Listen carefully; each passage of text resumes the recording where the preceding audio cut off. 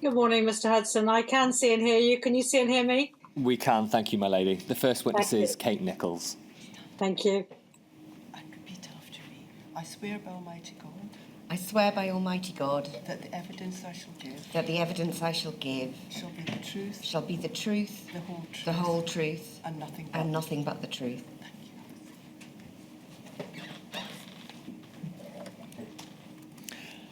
Good morning, Ms Nichols. You aren't you, Chair of UK Hospitality? I am, yes. And you have provided to the inquiry a witness statement with reference INQ 000651747. Yes, I have. UK Hospitality, as we understand it, is a body representing over 130,000 businesses in the hospitality industry, and that includes pubs, restaurants, bars, venues and caterers. Is that right? That's correct, yes.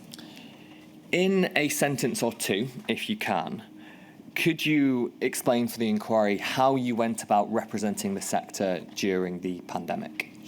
Well, our role as a business representative organisation is to have regular dialogue with government throughout the year on all matters related to the sector, and we stepped that up significantly as the economy and as our sector in particular slipped into economic damage as a result of the coronavirus, and then as we went through into successive lockdowns. So we were on daily calls with government as we went into the lockdown period, and that stabilised into fortnightly calls and weekly calls with various government departments to make sure that they could understand the impact in real terms.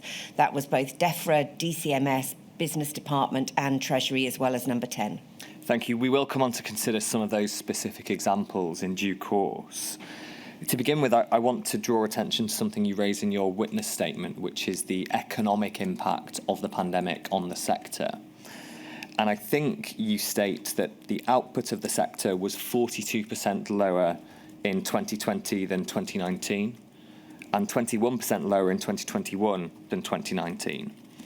And those are the figures which show the decline of the sector in absolute terms. Additionally, you provided us with figures related to the sector's share of the UK economy, which shows that the share dropped from 3% in 2019 to 2% in both 2020 and 2021. Does that also demonstrate the decline in relative terms that was experienced by the hospitality sector?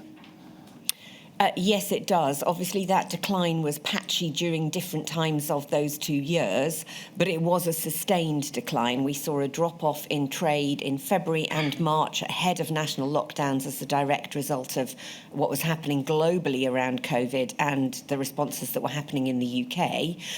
Then there was partial reopening and trading with subdued levels, but for some businesses, they were enclosed for the entire period that COVID lasted. And so you could see that relative decline both in terms of volume of transactions, value of transactions, and the economic output that they were able to manage during that period. As a representative body, you represent a great number of businesses, though, of course, it's not a homogenous industry, is it? Could you perhaps highlight some of the differences experienced by different hospitality businesses during 2020? Perhaps an example would be a campsite in Northumberland and a nightclub in Liverpool city centre. Yes, well, you're right that the industry is not homogenous, both in terms of size of business and type of trading. However, during that intense period when we were in a series of successive national lockdowns, the whole of the sector was directly impacted in terms of its ability to trade, because it relies upon people coming together in public spaces to be able to socialise. Therefore, it was first in, last out, and most directly affected. If you take the examples that you gave, a nightclub in the city centre of Liverpool effectively was closed from the moment the Prime Minister said we should stop socialising, 16th of March, and did not fully reopen again until we had lifted a lot of the restrictions around social distancing that came in sort of summer of 2021. So a very protracted period where they were mandated to close and unable to trade and open or provide any alternative mechanism.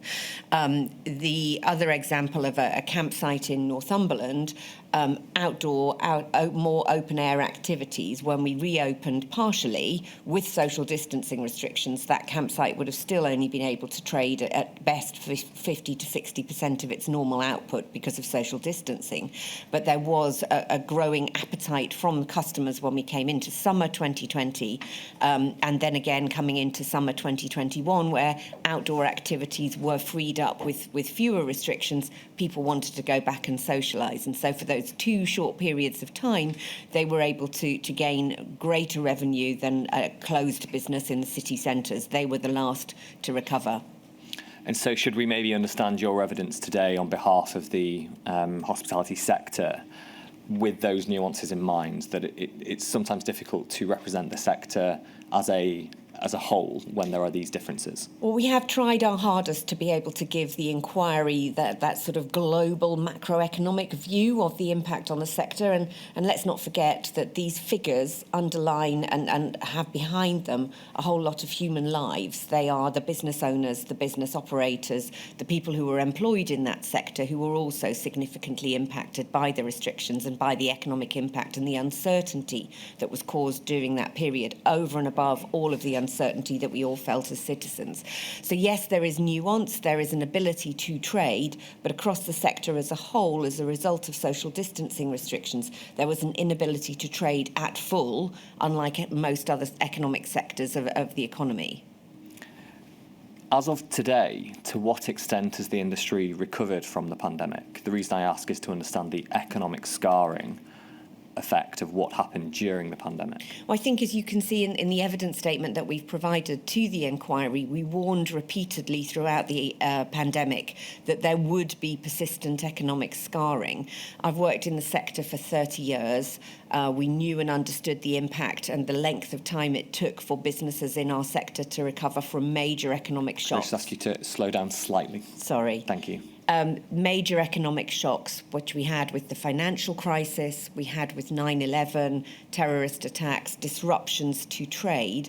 We knew that it took on average 18 months for businesses to recover footfall, volume and value, and a further 18 months to be able to recover their profitability. In the case of the pandemic, that has taken longer than anticipated. We were talking then about 3 years, 36 months from 2022. We are only just out of that period, but obviously that was if we were going to have plain sailing as a result of coming out of those restrictions. We then went straight into war in Ukraine, an energy crisis, food price inflation, and a global disruption to supply chains and global inflation. All of that has slowed down the recovery of the tourism and hospitality sector. There's some significant impacts that COVID had. Never before have we had an economic intervention to physically close premises and prevent them from trading altogether, where we were looking to recover in all of those other shock systems that we've talked about and systemic shocks. There has been an ability to trade in part. The second impact that we had for our businesses, we saw a downturn in trade start to happen from the beginning of February as we had the first COVID cases in the UK and as you had the global situation developing where you could see cases increasing across Europe and across Southeast Asia. So our businesses started to see a downturn in trade. They were then, the initial response economically, very rapidly stood up loans, but those businesses then had to take on loans and debt, and that debt scarring is what has caused the persistent economic impact. We will come to discuss each of the major schemes that were launched in the spring of 2020. But there are businesses still paying back COVID debt. So they haven't recovered in terms of value, volume, cash flow, balance sheet. You still have that persistent economic scarring in the hospitality sector. To come to the specifics of the period, the 9th of March 2020, you attended a pre-budget roundtable for various sectors of the economy held by the Chancellor, Rishi Sunak.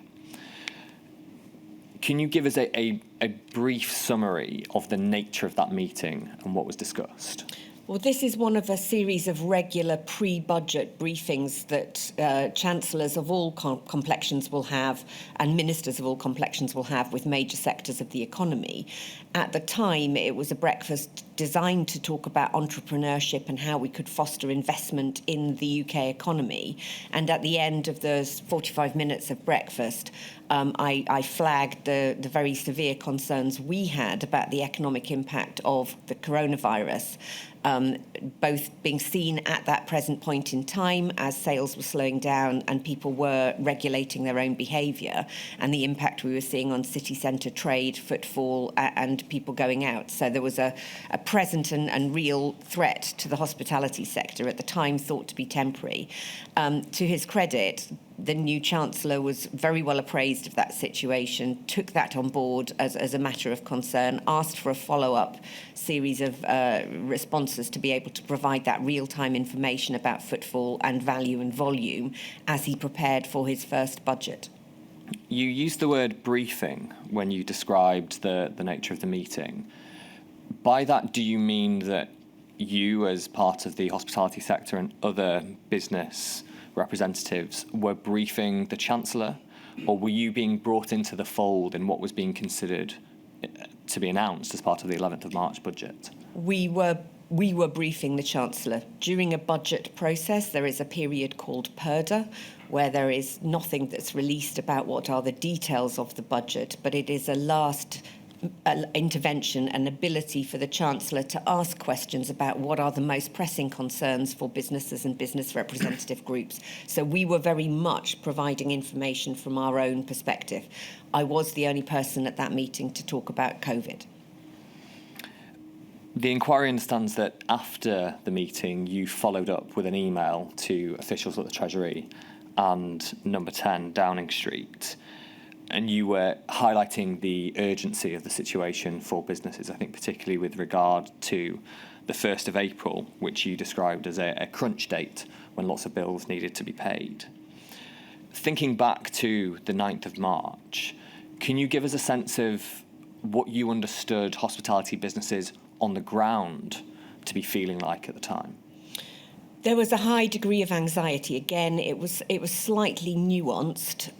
Those in city centres were already starting to see a significant downturn in trade, and London, in particular, the London hotels and hospitality businesses had seen tourism not start again, international tourism not really start again, in January after the revelation that COVID had entered, or the coronavirus had entered into the global travel and tourism market. So we were seeing on a daily basis businesses concerned about the downturn that they were seeing, concerned about the fall off of trade, in particular post February half term that year, where we were seeing 30 to 40% reductions in city centre revenues, and wanting to make sure that the Treasury was appraised of that as the budget was developed.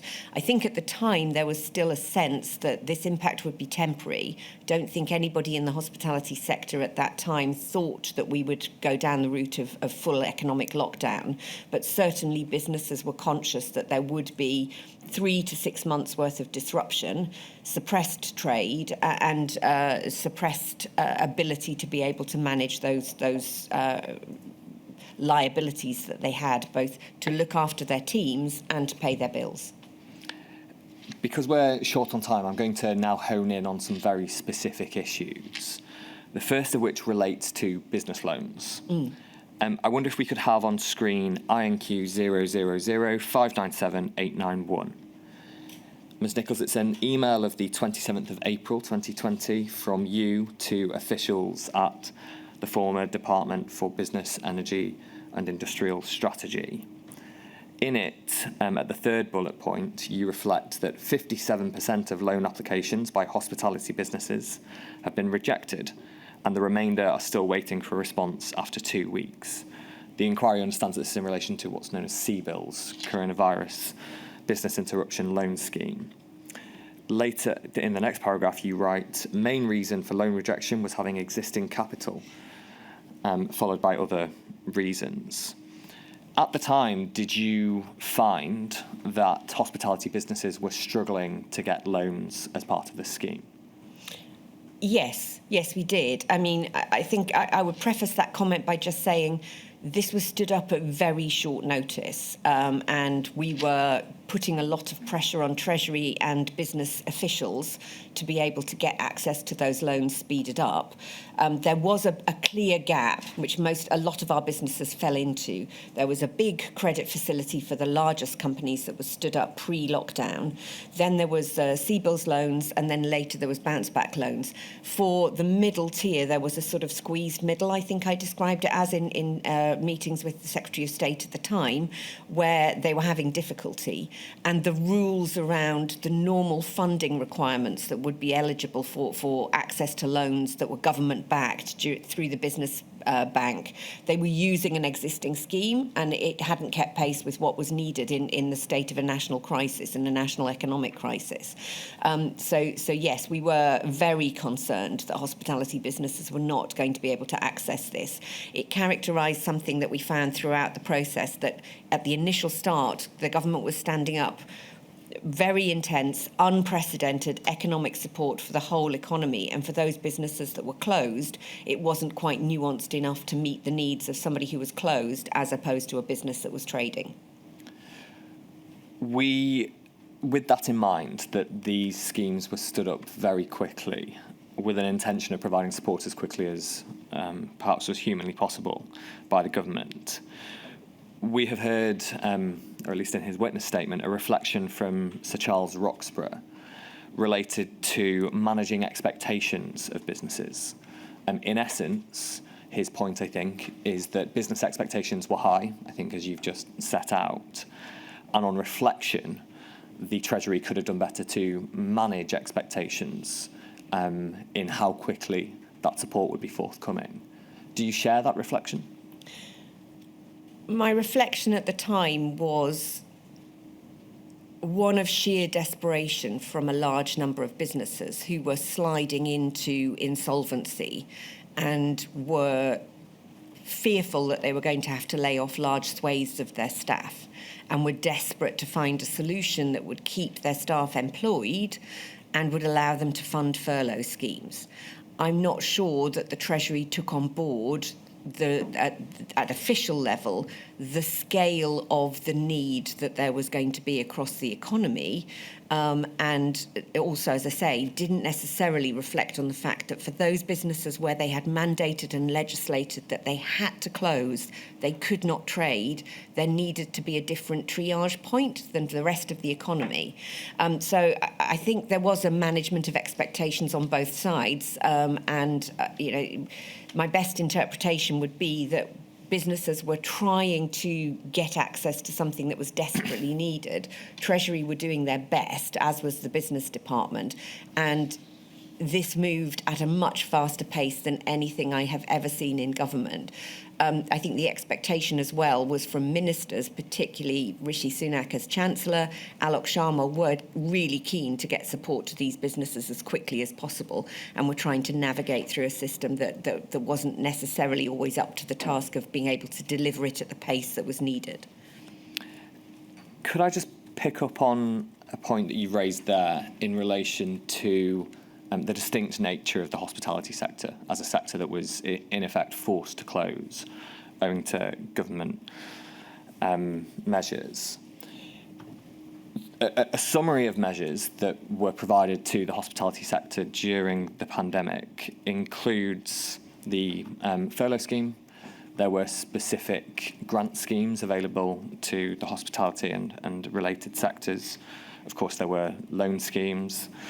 Some businesses in the hospitality sector could benefit from additional business rates, relief, VAT reduction and deferral, the Eat Out to Help Out scheme. Bearing in mind all of those schemes, many of which were targeted towards the hospitality sector, do you consider that the sector was adequately supported in the round across the pandemic? I think the government stood up at very short notice an unprecedented amount of support for the hospitality sector. it was never going to be enough to cover the losses that were sustained by being closed during that period and the debts that had to be taken on, which have resulted in that persistent economic scarring. But there is no doubt that without that rapid action from the Chancellor, as soon as we were going into national lockdown, particularly the furlough scheme, you know, we retained 85% of our staff. We didn't have the business failures that we were anticipating that would happen in March. It was not enough in the full protracted length of lockdowns to be able to sustain and maintain every job and every business. And it didn't cover the full costs. And that's the economic impact assessment that really needed to be done to be carried out.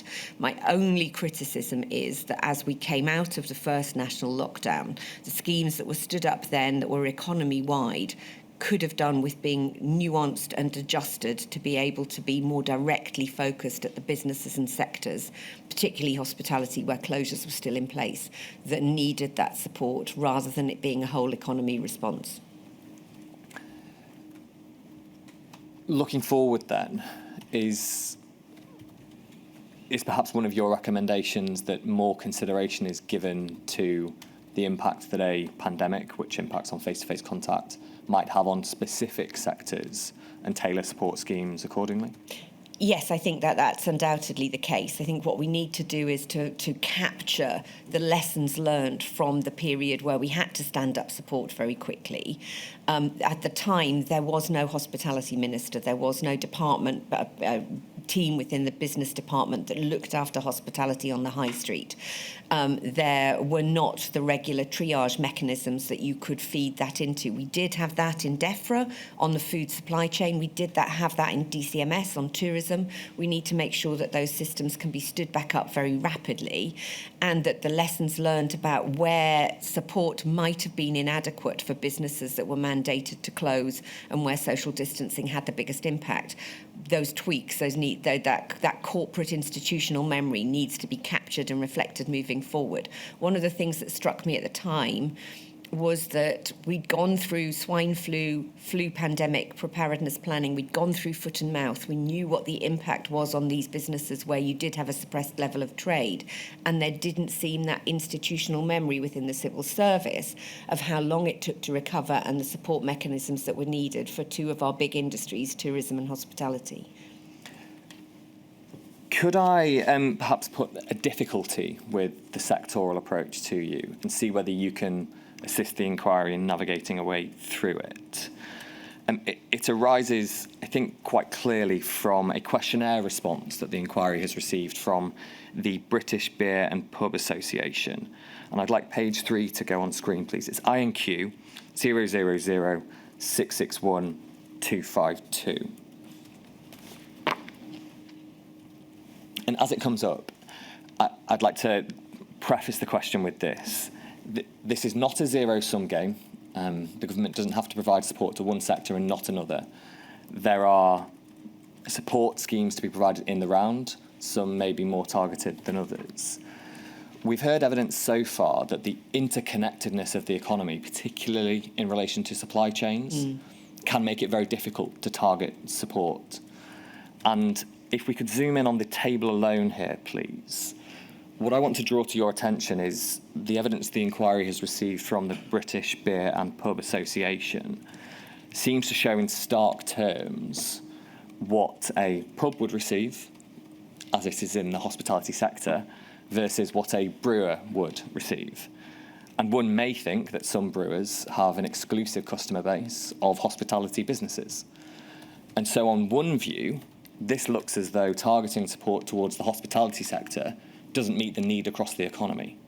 Can you help us with your view on how a sectorally targeted approach marries with the supply chain issue? I think it is an important point that there are supply chains that are interconnected and very directly woven into businesses that were mandated to close. I think it is the mandation to close and cease business activity that needs to be taken into account in looking at those schemes. That table doesn't take account of the whole economy measures that were also available in terms of loans and support facilities that were there. I think What you need to look at and where it might help the inquiry is to make sure you had that more nuanced approach within government that looked at the supply chains that were directly and intricately linked with the businesses mandated to close versus those that had another route to market and could continue to trade. For example, there were lots of brewers that were impacted, but there were lots of brewers who could continue to supply supermarkets. My point about sector-specific support is not necessarily around the hospitality and tourism supply chains, but more that you had furlough continuing to be available for businesses that were fully operational, where people were working from home, where staff did not need to be not working. And therefore, as it went on longer, things like furlough, where the government's contribution towards it stepped down and we were required to make 15% contributions when businesses couldn't trade and couldn't open during second and third national lockdowns, that's where the nuance didn't come through sufficiently, because there was a whole economy approach, and therefore businesses that were trading partially could afford a contribution. Businesses that were still fully closed could not. Is that more of a fairness point, i.e., my business has been forced to close, I ought to be supported by the government? Or is it an economic efficiency point? Or do you consider it to be part of both? I think as time went on during the course of the crisis, it was partly both. At the start, I have a great deal of sympathy for government who were dealing with an unprecedented health crisis, economic crisis, social crisis, and were juggling all those plates. It is far easier to stand up a whole economy response that can be accessed by everybody than it is to design schemes that are specific to different sectors. We saw that when we were reopening. There was sector-specific support that is referenced here, Eat Out to Help, VAT reductions. That was specifically targeted at those businesses that were starting to stand back up again. But the fact that we then had, after that, when we were going into third and fourth national lockdowns, tiered restrictions, lots of social distancing restrictions, that's where the support really did need to be more nuanced, where businesses were open but not able to trade fully, not able to trade in the way they needed to, and a whole sector was operating below break even. Ms Nicholls, I've got other questions I could ask you, but this is your platform, not mine. Witnesses tend to be given the opportunity to express anything they'd like to express in terms of how things could be done better in the future. Is there anything you would like to say to my lady on that topic before your evidence concludes? I think I touched on it earlier. We need to make sure that the lessons that were learnt and the corporate and institutional knowledge of those people in the departments dealing with the crisis at the time is not lost. And I fear that may be the case because we haven't necessarily got plans that are there, that are ready to be stood up again, that are keeping fresh. There's a high turnover of civil servants who were dealing with this crisis. Some of them dealt with Brexit, some of them dealt with COVID. There were preparedness plans put in place. We need to make sure that is available and that corporate knowledge is not lost as we go further forward. I think the second point I would make is that if we are doing pandemic planning, it is quite clear that there is an economic impact alongside it. All of the preparedness planning that I've been involved in the past about health crises has really only looked at the health issues and how we manage that. We need an economic sage that sits alongside the health sage to be able to look at the economic cost-benefit analysis, the impact analysis, to make sure that interventions, both pharmaceutical and non-pharmaceutical interventions, which had such a significant impact on our sector's ability to withstand the pandemic and recover from it, the rule of six, the substantial table meals, all of those that had an economic impact. We need to look and see whether they are clearly delivering the health benefit that is needed. The objective should be to deliver the maximum health benefit with the minimum economic harm. And I think that needs to be reflected when we do preparedness planning and pandemic planning going forward. Ms Nicholls, thank you. My lady, I don't know if you have any questions. No, I don't. Thank you very much indeed, Ms Nicholls. As you probably know, you're not the first person to recommend an economic sage, so obviously something I will consider very carefully. Thank you very much indeed for the help you've given to the inquiry, in preparing the witness statement and, of course, the evidence today. Very grateful. Thank you, milady. My Lady, I think now there will be a slight change around in the hearing room.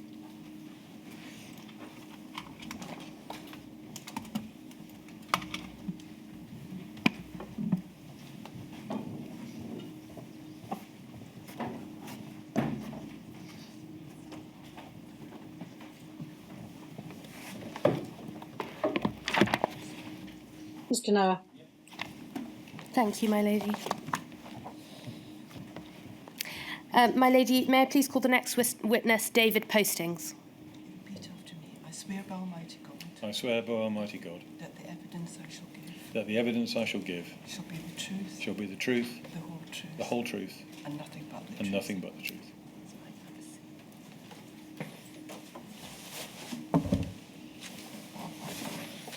Good morning. Thank you for attending today, Mr. Postings, and assisting the inquiry.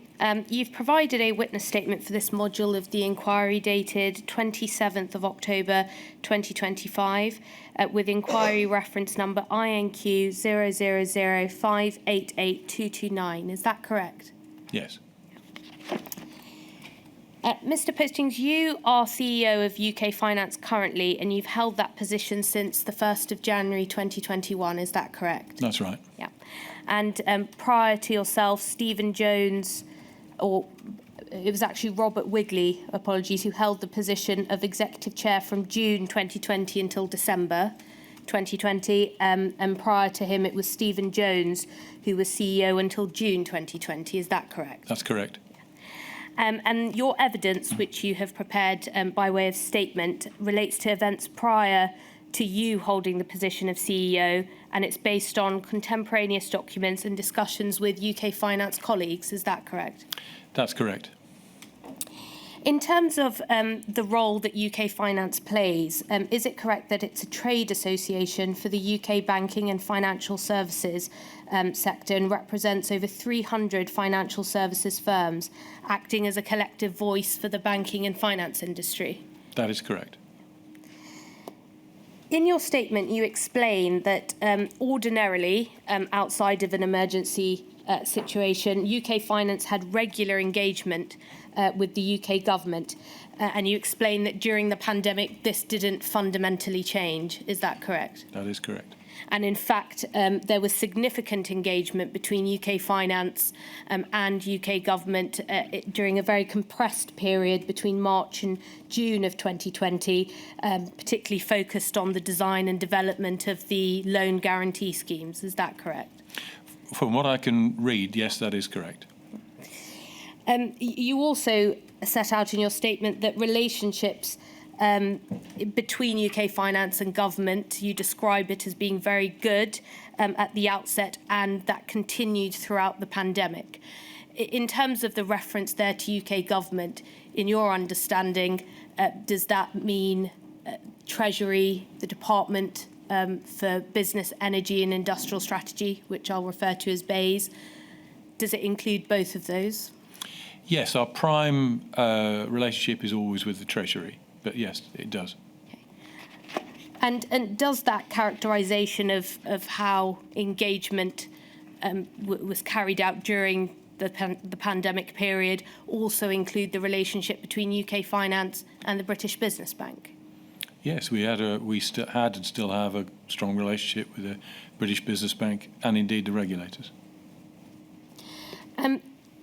From what you've read and putting together the statement, is it your impression that UK Finance, as the collective voice for the banking and finance industry, was heard and taken account, and its concerns taken into account during the formation of the loan schemes? From what I can see, it looks as if we were listened to, yes. One aspect that I want to just touch on briefly in terms of engagement between UK Finance and in particular BEIS was the BEIS-led business representative organisation calls, which, as you may have come across, UK Finance did attend. As far as you were aware, how effective were these calls in terms of raising UK Finance's concerns? It's very difficult for me to know because I wasn't there, but from what I can see, it looks as if we were listened to, and we certainly would have had a voice around the table, which is why we were included. And as far as you are aware, and I appreciate you wouldn't have attended those calls yourself, is that a forum of a sort that you consider would be helpful going forward in terms of engagement in another situation that might be in an emergency?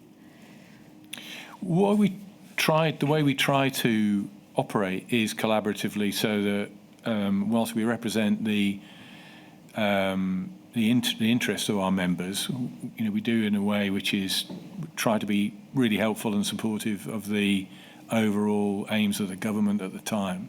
So I would imagine that a similar group would be useful in the future, and that we would be part of it and want to be part of it.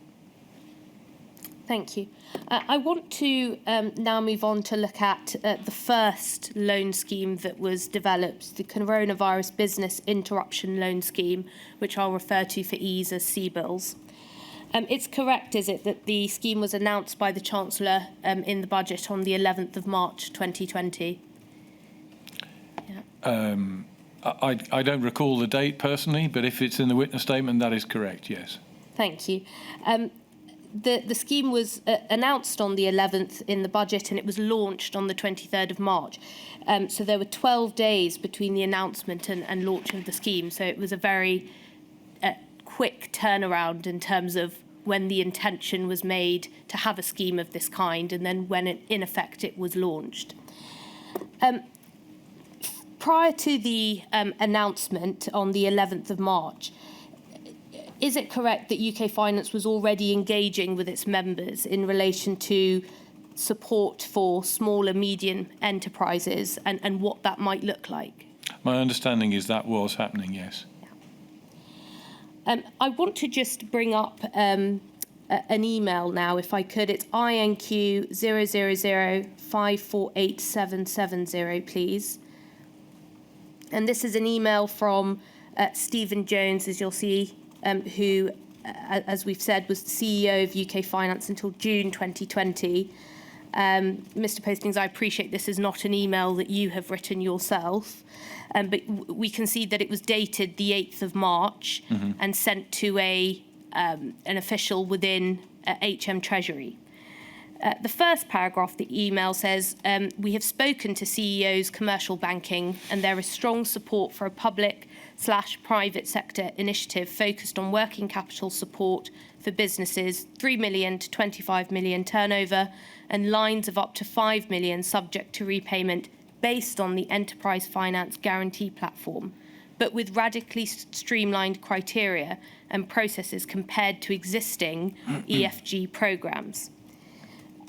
I just want to pick up on some of what's written in there, in particular that there was already consideration, it appears, as to using the existing infrastructure by way of the Enterprise Finance Guarantee.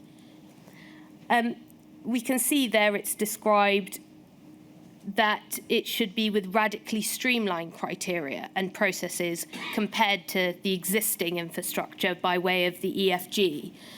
Are you able to assist at all with what may have been, again, appreciating it's not written by you, but what perhaps UK Finance was considering at the time as to what might have been rolled out by way of a support scheme with radically streamlined criteria and how that might be different to the existing EFG scheme? I can only imagine. I should point out John Glenn was the minister rather than official, by the way. I can only imagine that what they were trying to achieve was speedier transaction times, given the volume, the likely volume. As to exactly what the process is, how they would change, I'm afraid I'm unaware. Thank you. So from picking up what you've just said, is it that you consider that at that time, 8th of March, there was consideration being given to the potential for huge volumes of lending taking place under a particular type of support scheme that might be developed? Well, in a lockdown scenario, it was pretty obvious that all businesses would have some kind of financial stress, and working capital is the lifeblood of all businesses. Profitability is less important in the immediate term, and so providing some kind of working capital support seemed to be really important, and the banks would have undoubtedly lent into that and tried to find ways to support their customers as best they could. And the EFG scheme is one of those options. Thank you. The email can be taken down. On the day that the CBILS scheme was announced by the Chancellor, so the 11th of March, there was a business representative organisations call which took place and which UK Finance attended. I want to just take a look now at a readout of this particular call. Thank you. And in particular, it's at the bottom of the page, you'll see, where it says, in fact, what UK Finance would have contributed during that call. It says banks doing their best to come forward with statements of support, 12 billion committed already, welcome loan scheme, looking for government, loan scheme needs to be fast, non-bureaucratic, diligence required, but encouragement required for all hands on pump, that money's made available quickly. Italy example will require fast, hard work to be made available. Just picking up on some of what is said there, and again appreciating you would not have personally attended this meeting. References there to fast, non-bureaucratic. Was this in relation, do you think, to the EFG existing infrastructure? I think so, yes. And so there was a concern at this stage, on the day the scheme was announced as well, perhaps about the speed and the volume that may be coming? Yes, I mean, the entire economy was under pressure. All businesses would have felt some pressure.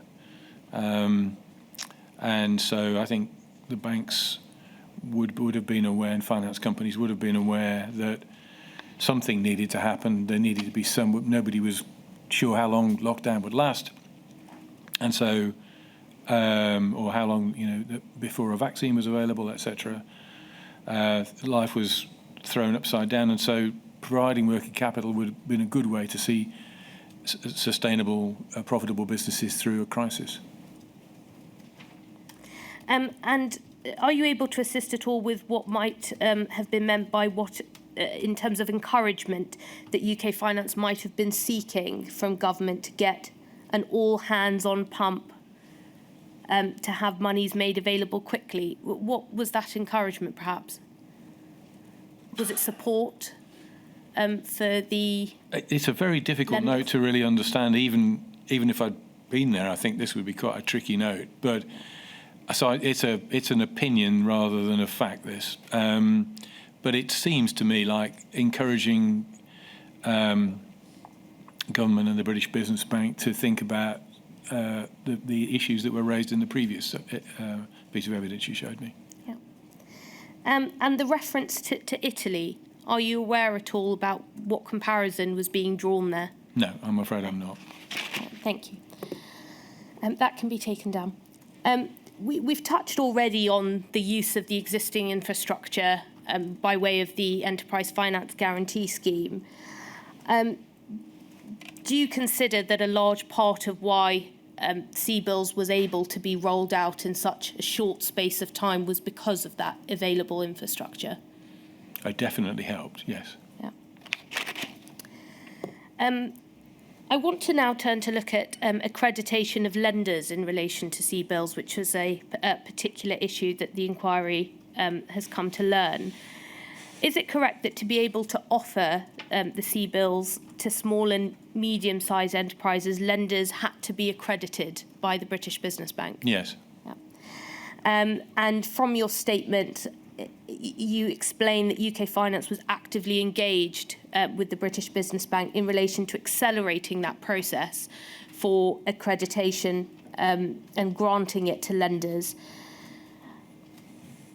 You, in particular, mentioned that the existing Enterprise Finance Guarantee Scheme accredited lenders were used initially in relation to CBILS, and that the intention was to include newly accredited lenders in due course.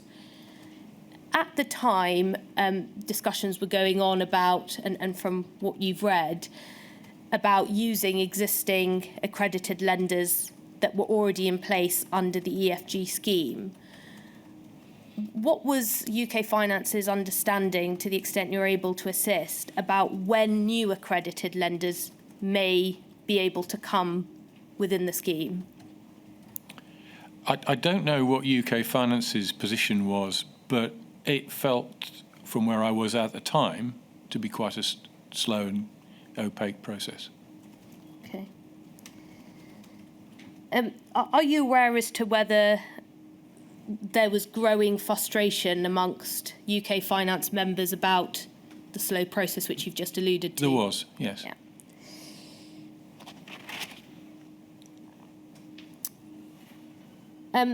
I just want to bring up a part of your statement now, INQ 000588229. It's paragraph 59.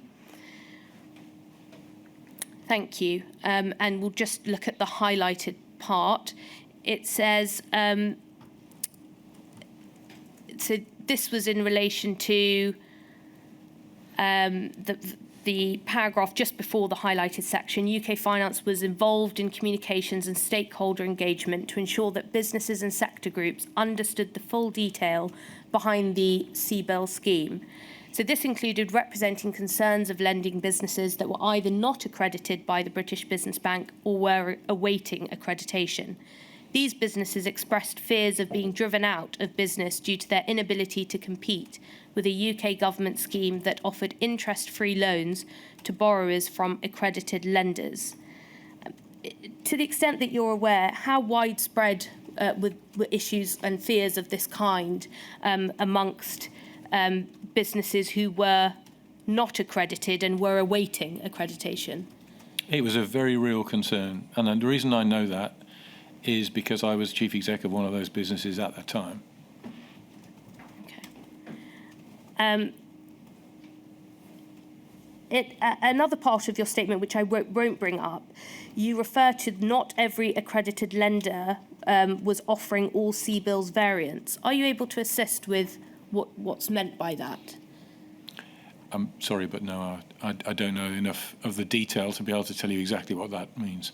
Okay. But it appears from that there were accredited lenders who were offering some form of CBILS and some who were not? It may be to do with their credit appetite, it may be to do with their balance sheet, I'm not sure. Okay. I want to look at another document now. It's INQ 000655613, please.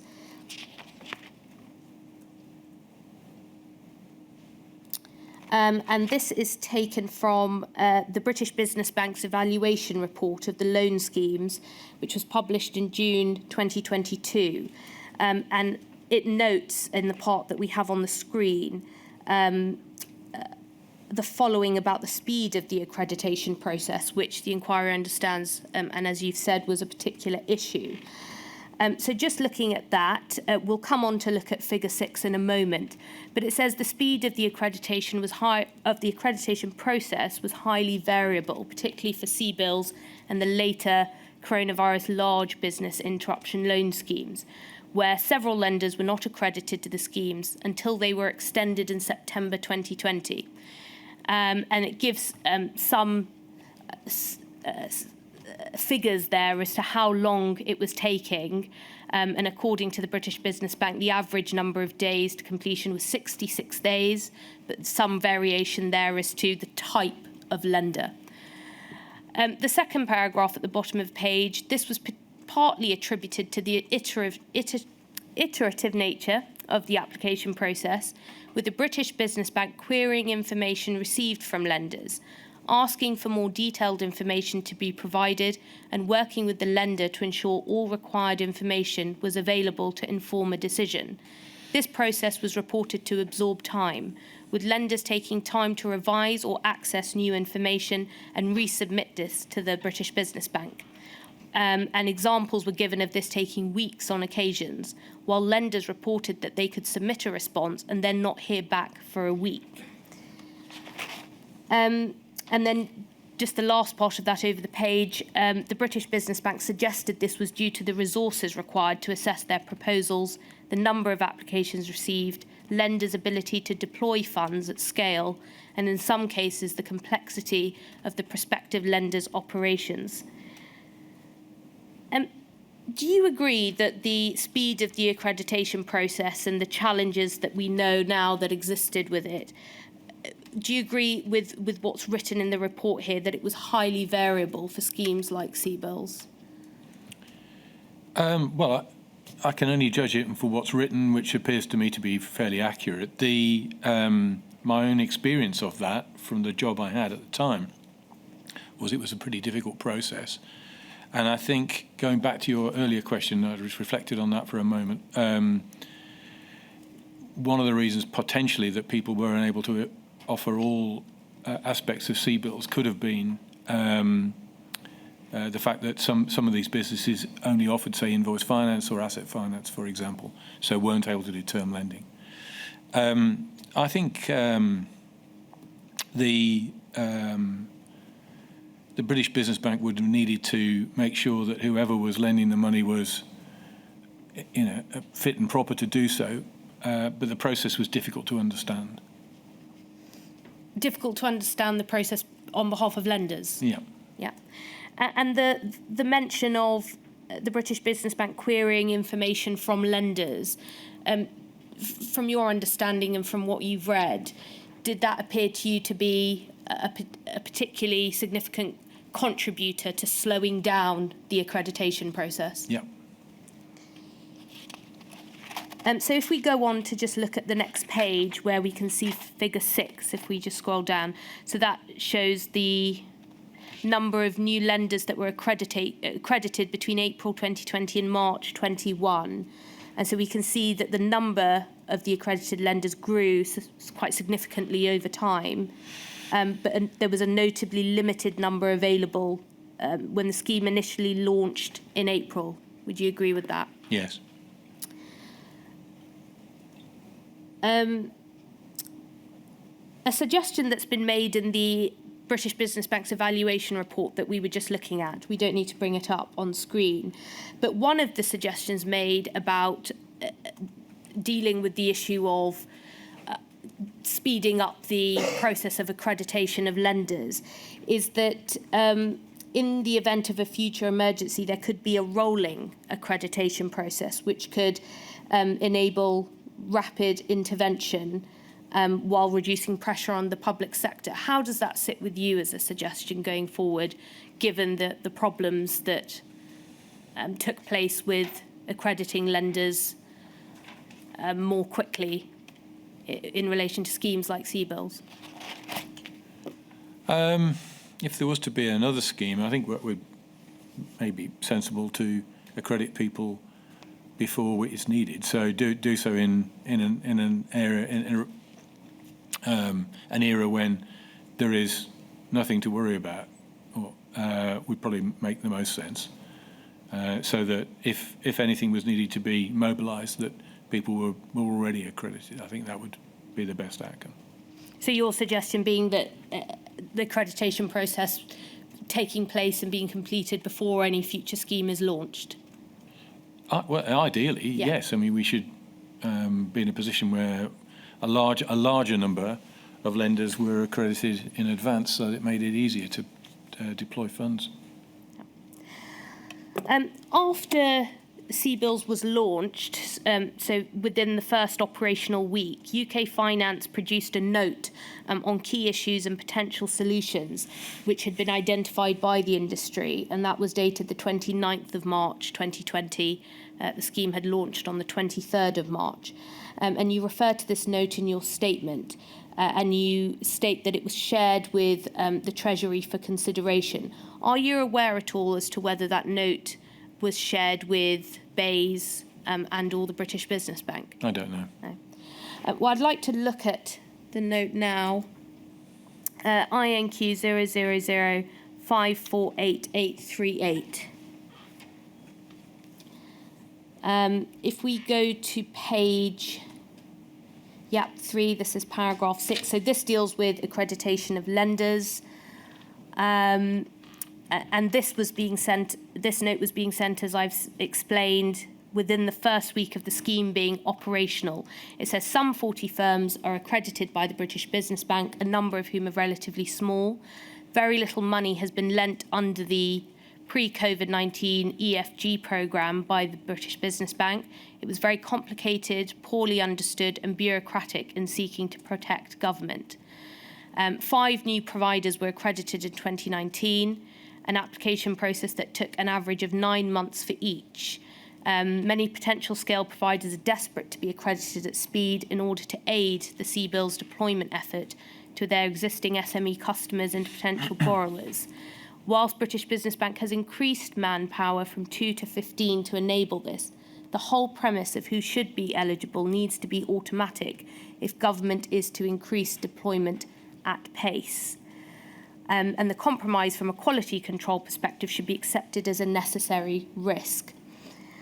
Just in terms of UK Finance's recommendation at that stage, post-launch of CBILS, in relation to the issue we've just looked at, accreditation of lenders, it says that who should be eligible needs to be automatic. What did you think, or what do you think now of a suggestion of that kind? Well, if a firm is PRA regulated, I think that makes sense. Some firms are not regulated in that way, and they probably do need to have more due diligence around accreditation. Yeah.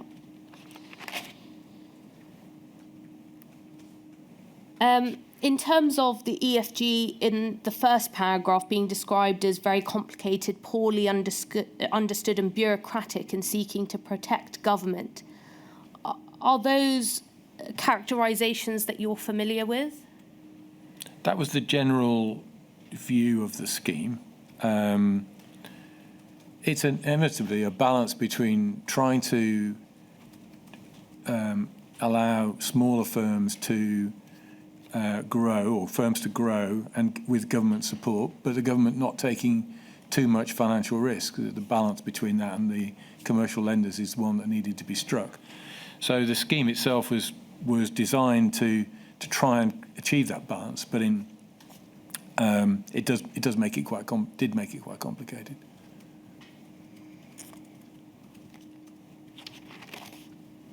And within this same document, as I said, was essentially feedback on the scheme post-launch. And I want to look at some of that feedback that UK Finance shared with the Treasury.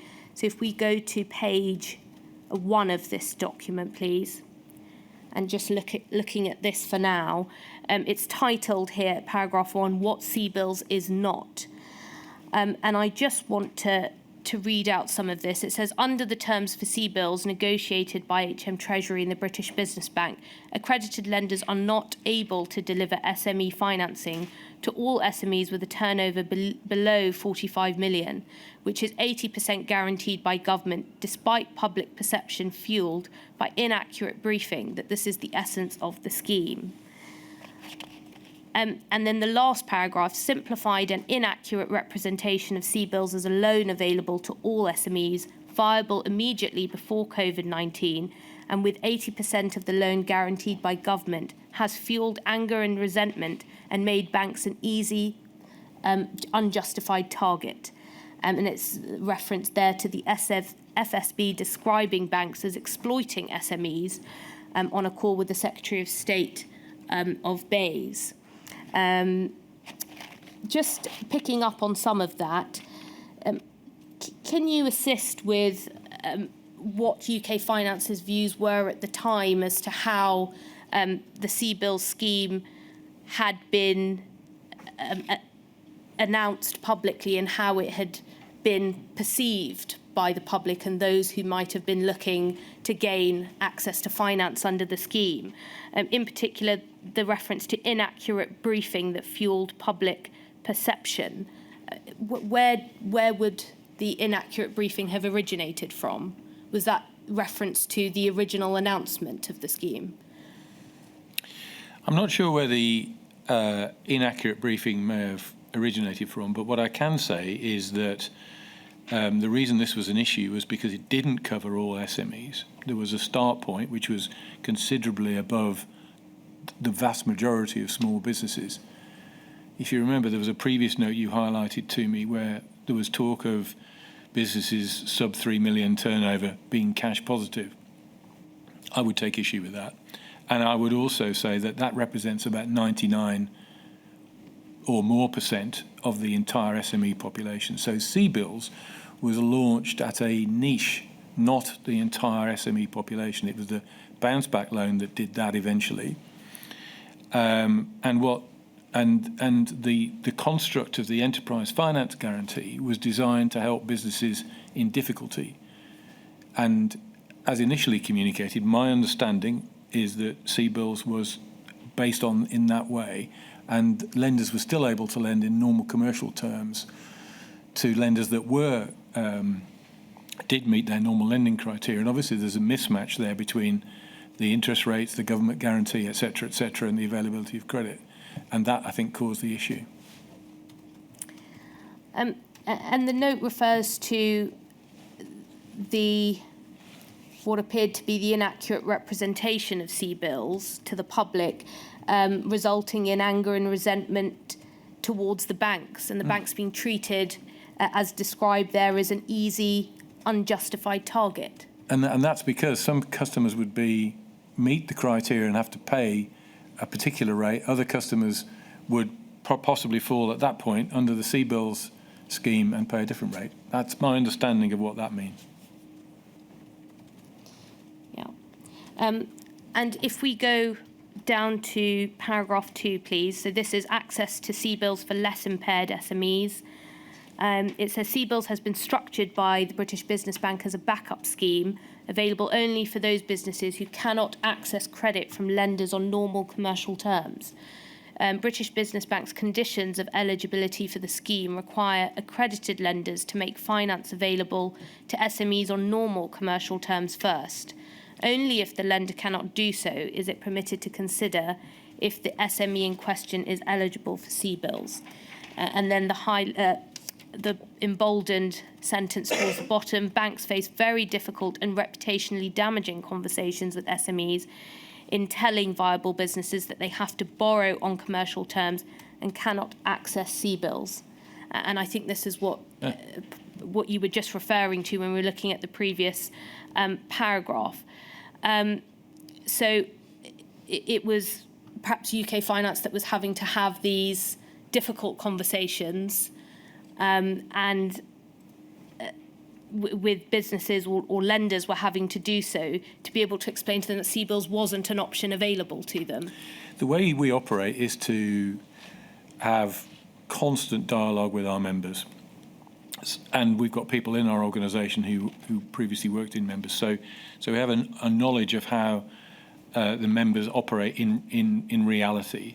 And our job is to act as the funnel through which that understanding passes to the relevant authorities. Now, obviously, there are bilateral conversations as well, but it's helpful on occasion for UK Finance to act in that capacity.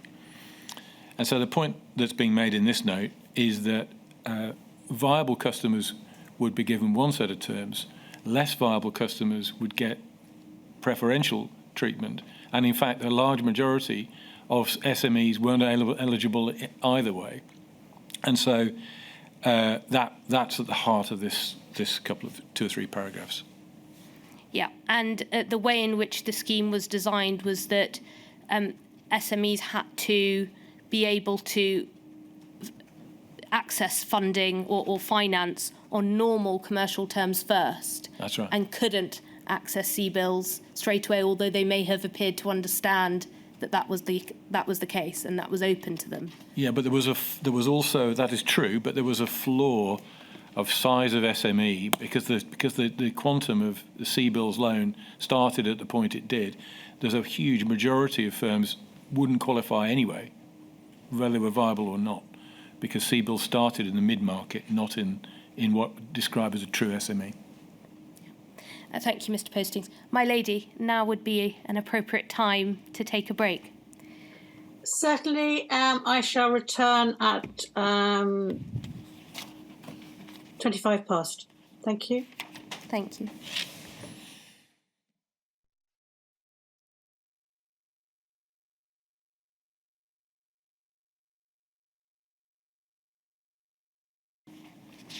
Mr. Noah. Thank you, my lady. Mr. Postings, before the break, we were looking at the particular issue of the slow accreditation of lenders under the CBILS scheme. One of the other issues that the inquiry understands took place with CBILS was the criticism that lenders faced for slow delivery of the schemes, so getting the money to businesses that had applied for the scheme.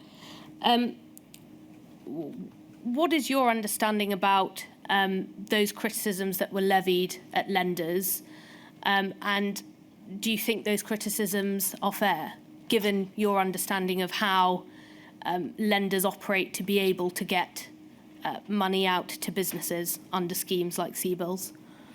Well, lenders would have been dealing with their normal volumes of lending applications and are resourced for that.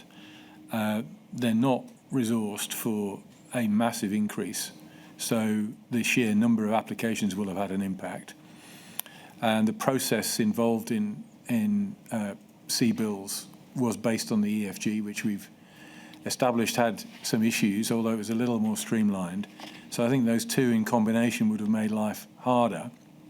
Certainly my members were trying very hard to make sure funds were available as fast as possible, but they also had to undertake due diligence, and typically a loan wouldn't be something you agree very, very quickly. It will take investigation, cash flow forecasts, etc., profitability checks, fraud checks, money laundering checks, all sorts of things, particularly if the customer's new to the organisation. And so it doesn't surprise me that there would be some difficulty getting funds out, because the sheer quantum, pace, and the resources would all been played a part. And in future, do you think the sorts of checks that you've just touched on are the sorts of checks that lenders ordinarily have to build in to their process before releasing finance to any business under a loan scheme, should be built into a timeline in the future? I think it's important, especially when you're dealing with a government guaranteed scheme, that lenders undertake appropriate due diligence because public money's at risk, and they would do that for their own lending. So I think it is important that an element of due diligence takes place. Yes. I'm just going to move on now to look at the second loan guarantee scheme, which was established. That was the Coronavirus Large Business Interruption Loan Scheme. And the inquiry understands that compared to CBILS, that had a relatively smoother launch. And do you consider that was in part because it was a lower volume scheme than CBILS? I think it's partly the volume and partly the maturity of the businesses that would be subject to that scheme. So they're larger, they're better organised, and they're more used to raising finance, and the banks are more used to dealing with that type of customer. It's an easier process. So that, and a smaller volume, as you say. So lenders being more used to dealing with larger businesses, which CL Bills was designed to do. Lenders deal with all sizes of businesses. They're not, but typically a larger business will have a more sophisticated finance function, possibly a treasury function, and so therefore the information they provide will be more complete, probably with more of a history, more forward-looking information. So the approach will be a little easier. That's all, and the volume obviously a lot lower. Thank you. I'm going to move on now to look at the bounce back loan scheme, which was announced by the Chancellor on the 27th of April 2020, and it launched on the 4th of May 2020. Now, the inquiry has learnt of the particular fraud risks which were associated with the scheme. The specific feature of the scheme was the use of an 100% government guarantee. Do you consider that use of the 100% government guarantee is something that should be used in the future, given what we know about the sort of criticism that the scheme has faced as a result of a feature of that kind? It's difficult to form an opinion on that, except to say that it helped get funds lent, without doubt, because in that time of crisis, when people were looking at the viability of businesses, those that were most stretched were going to find it difficult to get funds. And the benefit of a 100% guarantee was that they could get funds. And so there was a possibility that they could survive the coronavirus pandemic. It's for the government really to decide where their appetite lies on credit, on that credit risk.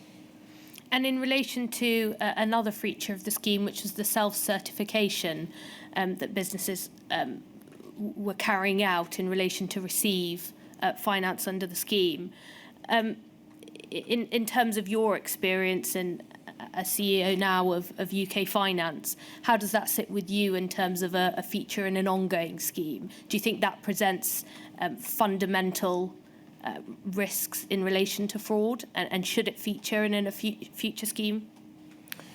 It definitely produces increased fraud risk. UK Finance don't have a view, but my personal view is that some element of increased due diligence should take place. And you mentioned that some element of increased due diligence should take place. From the perspective of lenders and UK Finance in terms of a future scheme, what's the sort of optimal sort of checks or safeguards that should be in place in a scheme of this kind? What would be ideal? I think the improvements that are being seen in Companies House and further improvements beyond the ones that are currently planned will be very helpful. I think it ought to be possible for any lending firm to be able to interrogate Companies House and understand whether the directors are really the directors and the firm is actually trading. In an easier way than it currently does. I think the understanding the turnover of the organisation, having that attested to, and its financial viability, some element of even a very small business should be able to provide some kind of turnover and putative profitability metrics, some idea of its debtor book, creditor base, that kind of thing. Yeah. I think that's entirely reasonable. It would slow it up, but it's entirely reasonable. Yeah. So as a minimum, in your view, are those the sorts of checks and processes that lenders should be having the time to be able to embed in their process? Well, it's what lenders would normally look for anyway. Yeah. And it could be streamlined to the point where it's summary or, but with purely self-accreditation, the risks are higher. Yeah. In fact, during the Bounce Back Loan Scheme, lenders had raised the issue of using county court judgments as a way of looking at whether that in fact presented a fraud risk and whether they should take that into account. But the instruction was that there would be no declines based on a credit decision or resulting from an affordability check. And do you think that was a crucial sort of missing element? Well, it's different to what people would normally do. Yeah. But the trying to be balanced, the desire was to put working capital funds into the economy as fast as possible to the widest group of people possible. And my assumption is that the government were prepared to take the risk, given they were guaranteeing the loans 100%, that some of them would be fraudulent or wouldn't be repaid, but the net effect would be positive for the economy. That's, I think, why they did it. So I understand that process. Another one of the checks that was eventually put into place was the duplicate application check. Is that a particular sort of feature of a scheme in the future that you consider should be Yes. really in place at the outset? Yes. Yeah.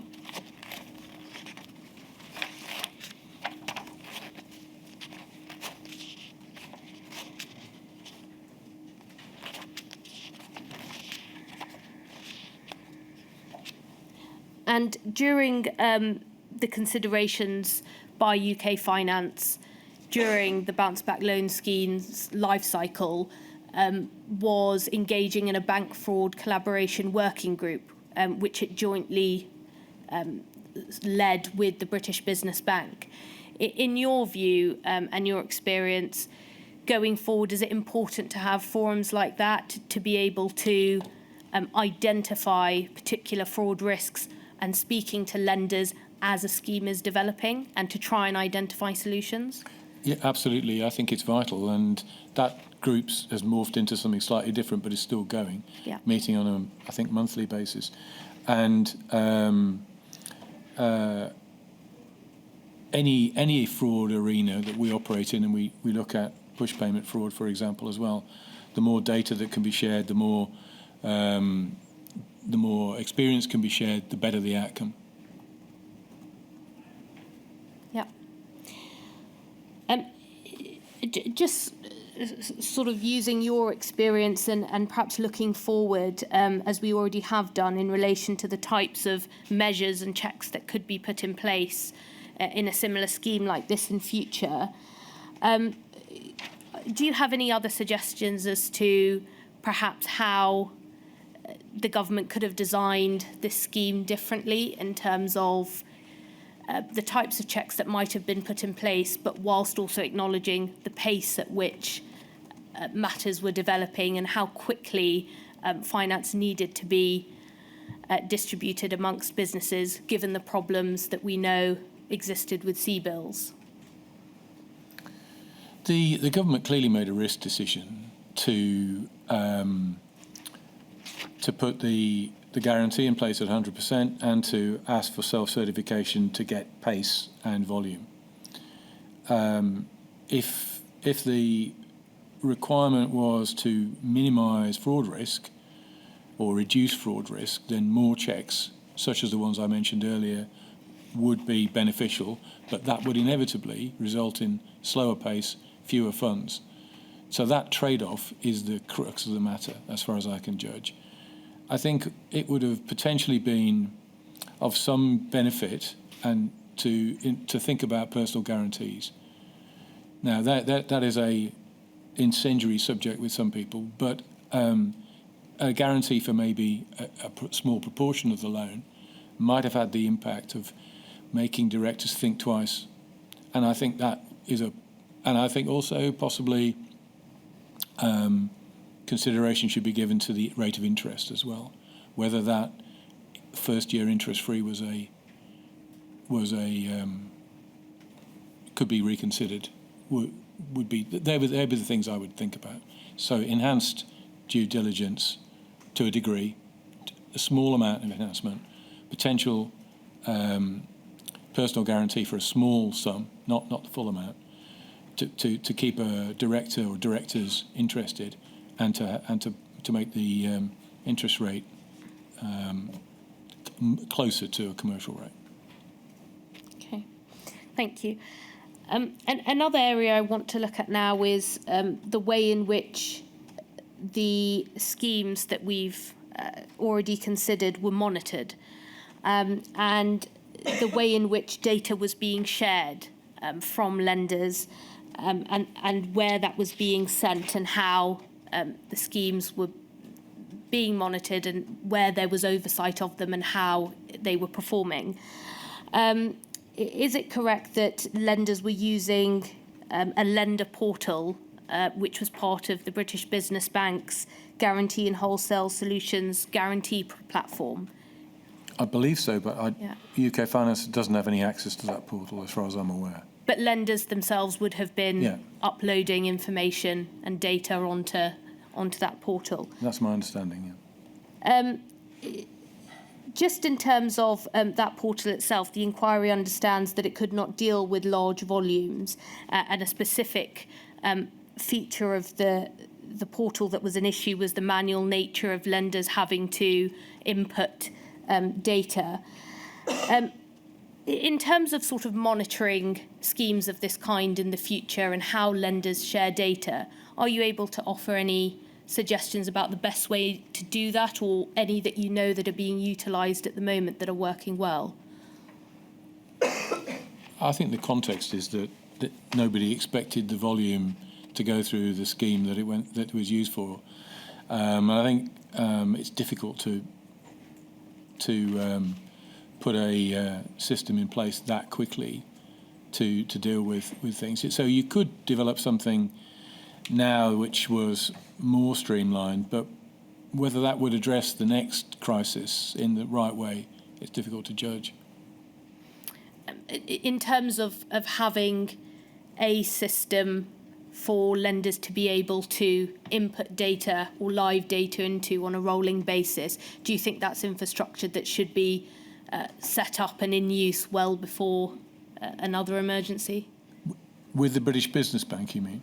Yes, or I mean the system that the British Business Bank are using, or any other system that lenders might. I don't know if lenders at the moment use any other systems where they are inputting data in relation to the schemes that are being used.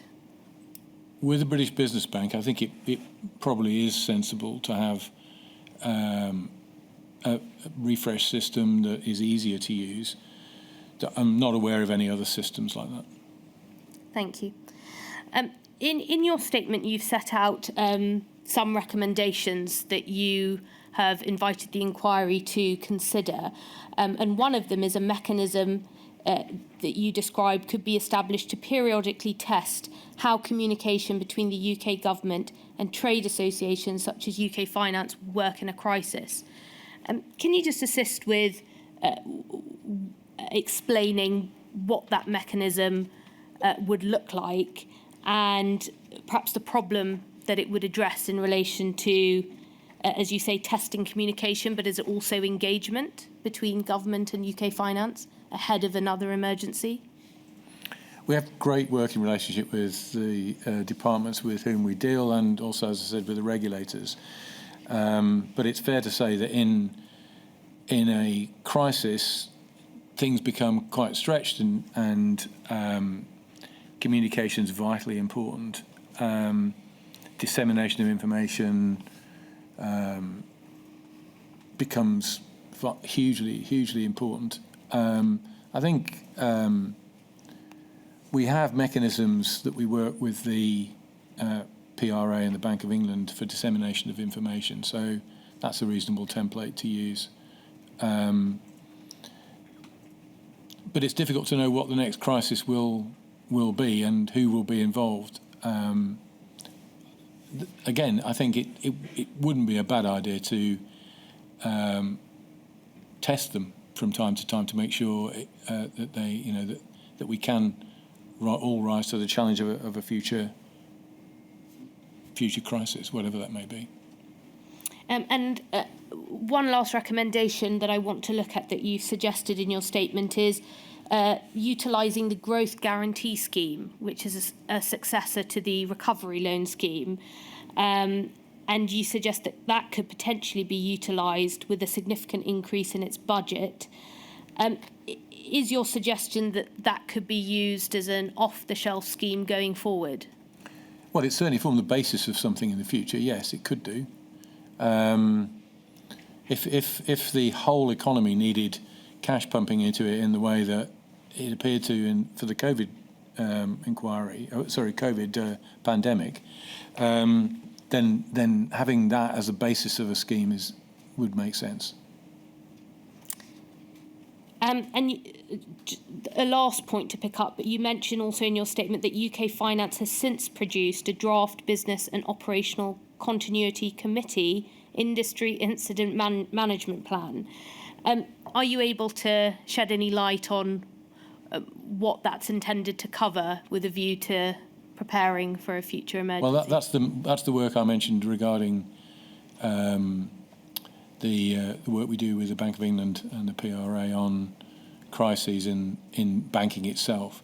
So there's something called a cross-market operational resilience group as well, which looks at operational resilience issues in detail. But the BOCC is the communication tool that is used to disseminate information around the industry in times of crisis. Thank you. Thank you, Mr. Postings. I don't have any further questions. My lady. Thank you very much, Mr. Noah. I don't have any questions either. Thank you for your help, Mr. Postings. I'm sorry we had to break in the middle, but we take a regular break, so I'm sure you were warned. But anyway, that now completes all the questions we have for you. I'm very grateful. Thank you.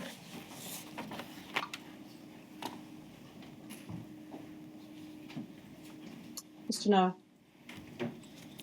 Thank you, my lady. May I please, in a moment, we'll have the next witness.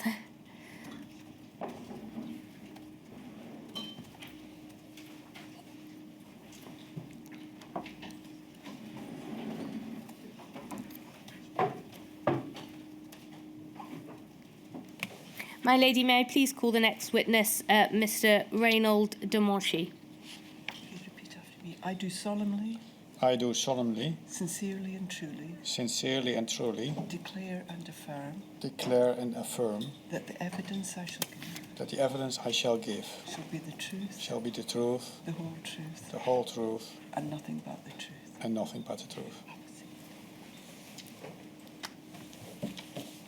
Thank you for attending today, Mr. de Monchy. You've provided a corporate witness statement on behalf of the British Business Bank for this module of the inquiry dated 15th of September 2025. The reference number is INQ 000653967. Is that correct? Yes, that's correct. Thank you. You are currently the Chief Banking Officer at the British Business Bank and have been since July 2025. Is that correct? That's correct, yes. And prior to that, you were the Co-Chief Banking Officer of Products, which you held since November 2024. That is correct, yes. Yeah. And during the relevant period that the inquiry is looking at, is it correct that you were the Managing Director of the Guarantee and Wholesale Solutions team, and you led on specific loan schemes, the Coronavirus Business Interruption Loan Scheme, the Coronavirus Large Business Interruption Loan Scheme, and the Recovery Loan Scheme? Yes, that's correct. And my colleague Richard Berman looked after Bounce Back, and Patrick McGee was the senior responsible officer, or the SRO, across all the COVID guarantee schemes. So he was in charge of the whole thing. Yes, thank you. I want to first look at and understand the role of the British Business Bank in the design and development of the schemes, but also to understand where it sits within government. and how it operates. So, Mr. Namonchi, why don't you explain the way in which British Business Bank operates?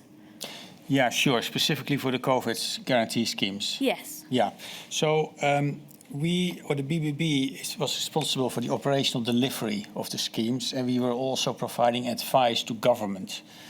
And we also played an important role in terms of contact with the market and the different lenders. Government is responsible for the policy decisions, and they were also doing the high-level design of the schemes, including things like eligibility, size, and parameters, risk parameters, etc. In terms of our operational implementation, that included, for example, the accreditation that has been discussed quite a bit, the legals, the feedback from the market that we will provide to government, things like operations and data, monitoring, dealing with the lenders, answering questions, and running the processes of the guarantee schemes. Thank you. And just structurally, in terms of where British Business Bank is placed, just to assist those who are listening and watching, is it correct that the British Business Bank PLC is wholly owned by the Secretary of State for the Department for Business and Trade as it is now? And prior to February 2023, it was owned by the Secretary of State for the Department for Business, Energy and Industrial Strategy, so BEIS. Yes, that is correct. Yeah. And the relationship between the British Business Bank and the Department for Business and Trade is governed by a shareholder relationship framework document. That is also correct, yes. Yeah. And is it also correct that the British Business Bank is classified as a central government body by the Office for National Statistics and is in fact considered as an arm's length body in view of the fact that it has a separate legal personality to the Department for Business and Trade and is operationally independent? We are an arm's length body. The first part of the sentence I would need to check to be certain about. Okay. In relation to the sort of objectives of the bank itself, is it correct to say that it was in 2020 to be the centre of expertise for smaller business finance in the UK?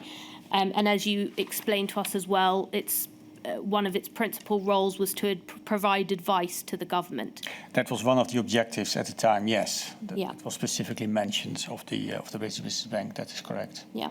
And so during the design and delivery of the loan guarantee schemes, the British Business Bank would have been providing expertise on, in particular, smaller business financing. That is correct, to the government. Richard Bearman, in his statement, describes the role of the bank as being the interconnect between the lenders and the government. Do you agree with that description? Yes, I agree with that description.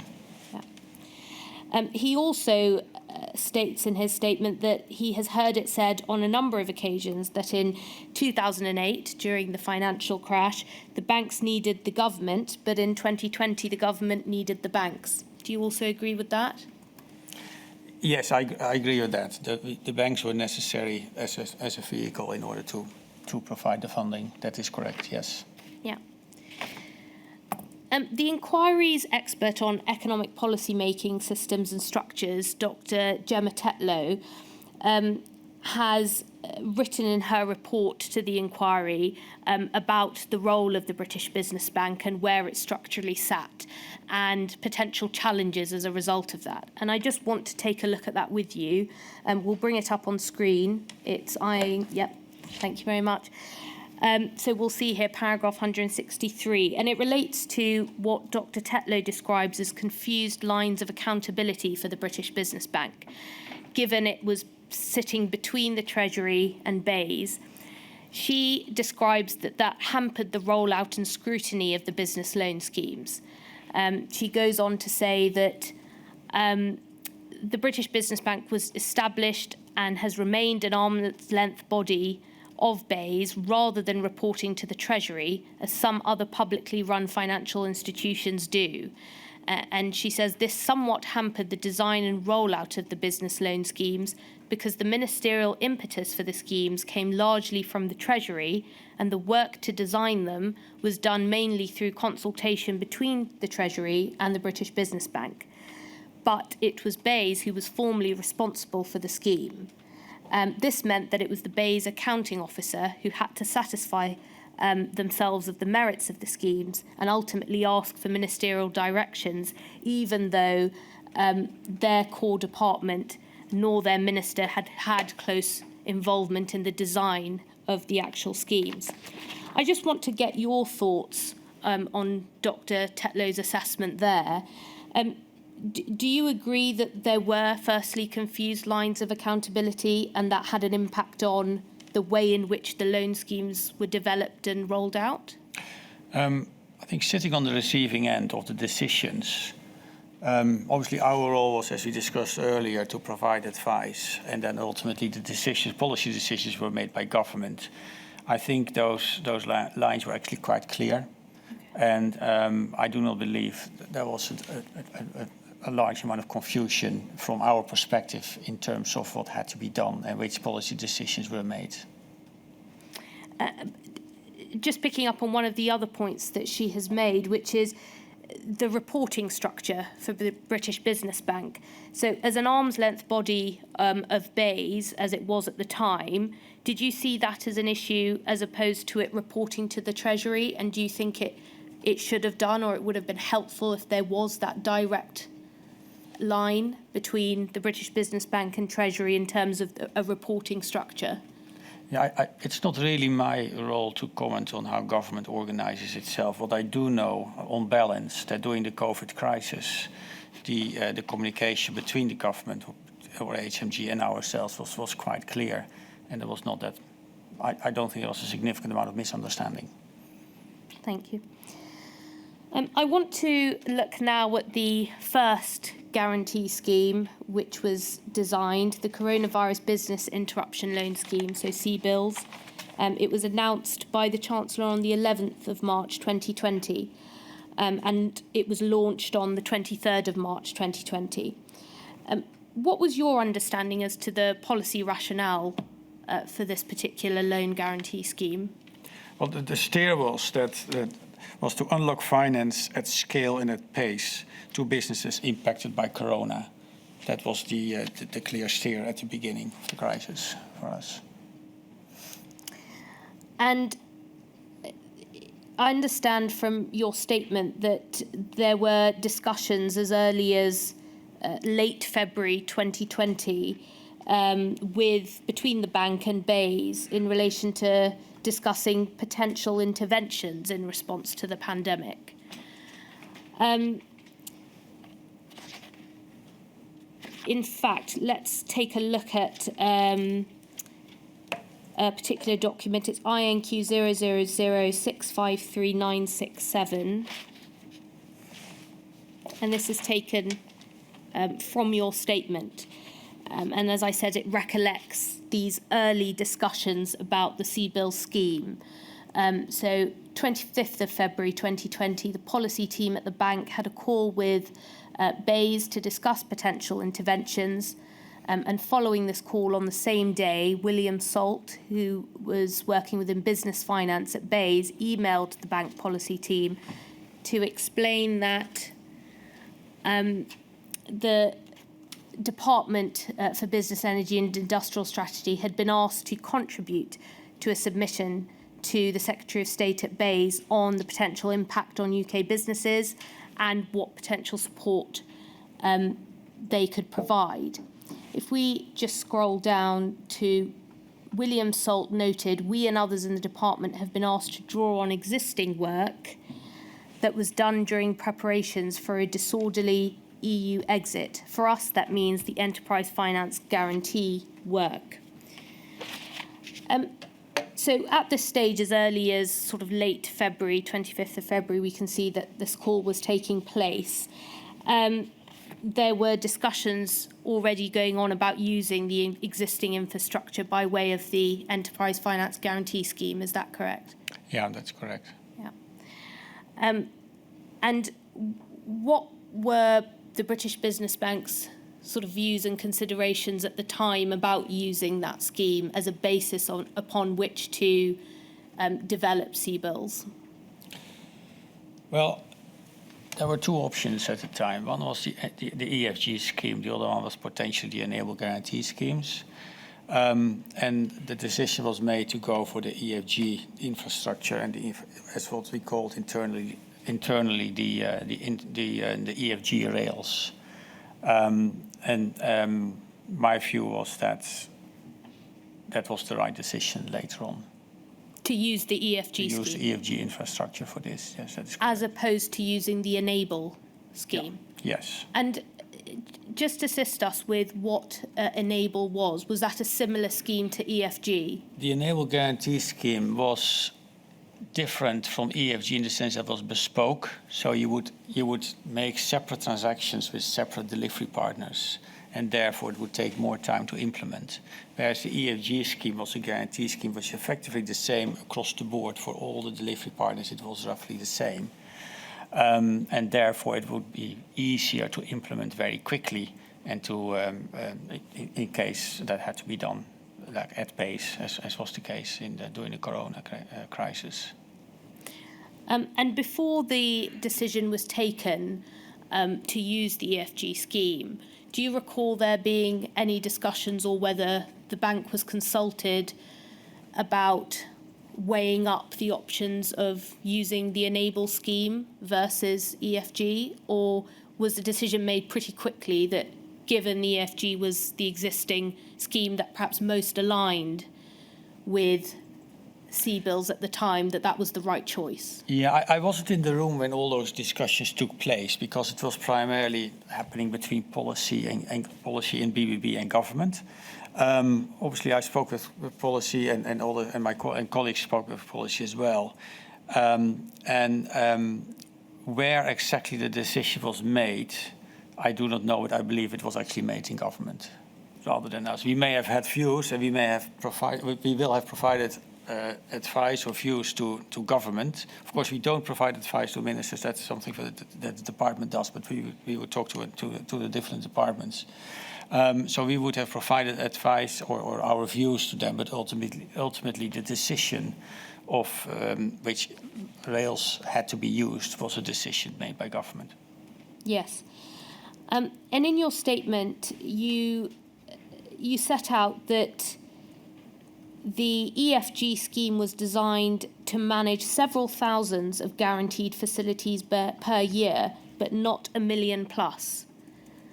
That is correct. Yeah. So in your understanding and in your view, although the decision to use EFG was taken by the government and that was the decision that was made, did you consider at the time that although the EFG scheme was being used, it wouldn't be able to withstand perhaps the volume that might be coming? Or at that early stage at the beginning, had you not recognised, or had British Business Bank not recognised the volume that may come with CBILS? I do not think, and I certainly did not recognise that the scheme would be at such a size. Initially, we were thinking about a much smaller scheme. So I think once the decision was made to go with the EFG rails, it made sense to continue. But with the benefit of hindsight, I do think that the EFG also was the right decision, also for a very large-scale scheme with many, many delivery partners. Given the fact that we had, say, more than 80 or so delivery partners accredited for CBILS, it would have been difficult to have bespoke Enable Guarantee transactions with each one of them. It made much more sense to have effectively one scheme that where they all participated in, rather than negotiating separate transactions with each of them. And you mentioned 80 delivery partners. Was that accredited lenders that were already in place in relation to the EFG scheme that were then moved to CBILS, or was that the eventual number of lenders under CBILS? Yeah, let me correct that. 80, we accredited we approved another 73 delivery partners for CBILS, and we had about 42 for EFG. So a total of 118 were accredited at some point for the CBIL scheme. So that was quite a large number of delivery partners. Initially, in EFG, we had 42 delivery partners.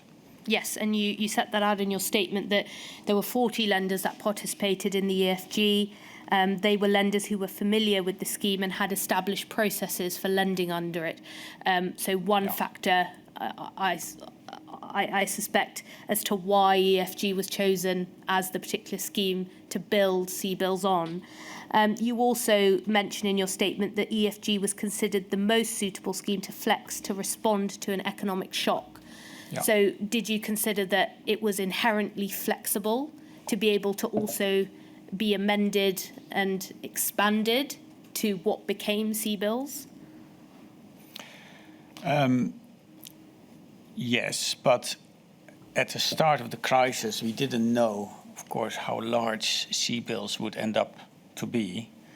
But again, with the benefit of hindsight, I think it was the right decision.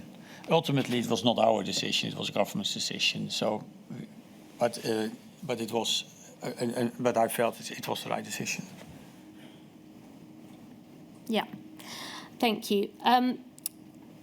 I just want to bring up a particular part of Charles Roxburgh's statement. It's at INQ 000659746. And Charles Roxburgh was the former second permanent secretary at HM Treasury during the pandemic. And he makes a particular point here about the use of the EFG. He says, my one regret in the areas for which I was responsible is that we in HMT, BEIS and the British Business Bank did not collectively do more to test the operational readiness and scalability of the EFG product. And then looking down at the last sentence, the penultimate one, however, with the benefit of hindsight, it would have been worthwhile to have tested the operational readiness of an EFG-based product at high volumes. So just picking up on the sentiment here that's been expressed by Charles Roxburgh, do you consider that there perhaps should have been factored in more sort of testing of the EFG scheme beforehand, and would that have helped given the impending volume that was then found to be the case? I think with the benefit of hindsight, it would have been helpful if we had looked at the system in 2019 or earlier to see whether we could significantly scale it up in case of a severe crisis. By the time we were in, let's say, February 2020, it was effectively too late to do that because we had to move very, very quickly and implement the scheme. So we didn't have the luxury of time to test that much. We just had to get on with it and do it as quickly as possible. Yes. And just thinking about the scheme like EFG that was used, obviously we know, as we do now, about the significant challenge with the volume as things progressed through the pandemic. Just looking forward, how best would you suggest that a scheme could be designed, sometimes perhaps without knowing the potential volume and how many potential businesses might be attracted to apply for it? Would you suggest that the way in which to do that is what Charles Roxburgh suggested, which is always to make sure that you are testing and looking at potential scalability much more in advance of an emergency situation? Yes, I agree with that. And currently we have the Growth Guarantee Scheme, which is alive. And the Growth Guarantee Scheme is much more capable of scaling up than EFG was at the time in early 2020. Yeah.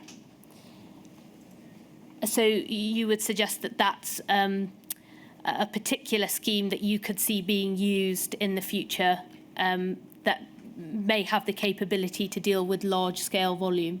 Yes, I think that growth guarantee, in a comparable situation where we need to scale up and deal with a significant number of facilities, then the growth guarantee and many delivery partners, then the growth guarantee scheme would be a good starting point. That is correct. Yeah. I want to look now at some of the changes that were made to CBILS following the Chancellor's announcement of the scheme on the 11th of March. so before the scheme had been launched on the 23rd. So a number of changes had been proposed. In terms of those particular changes, one of them was the removal of the portfolio cap and the change in position regarding the use of personal guarantees. In terms of raising the portfolio cap, I just want to look at a particular email that was dated the 19th of March 2020. We'll just bring it up. It's INQ 000594583. And it's an email that was sent by Patrick Magee to BEIS officials on the 19th of March, so before the scheme was launched on the 23rd. Whilst appreciating that it wasn't an email that was written by you, I just want to look at what was written, and it says, other banks, UK Finance, are seeking to do a massive risk transfer to HMG, and by moving to that type of cap will risk incentivising inappropriate lending, ongoing conduct issues and reputational risks both for HMG and banks. I think you should caution ministers firmly against a massive move such as this. We are your centre of expertise, please take on board. And these comments were provided in relation to the intended change to the portfolio cap. What was your understanding as to the British Business Bank's views as to this intended change and the difficulties and challenges it saw with it? And in particular, the reference to we are your centre of expertise, please take on board. Was it the case that when particular challenges or concerns were raised of this kind, were they always taken on board? In general, when the bank provided advice to government, our feeling was that the advice was taken very seriously and considered. On balance, the government always had to make the final call, which was perfectly acceptable. So we felt that, yes, when we provided advice, that was taken seriously.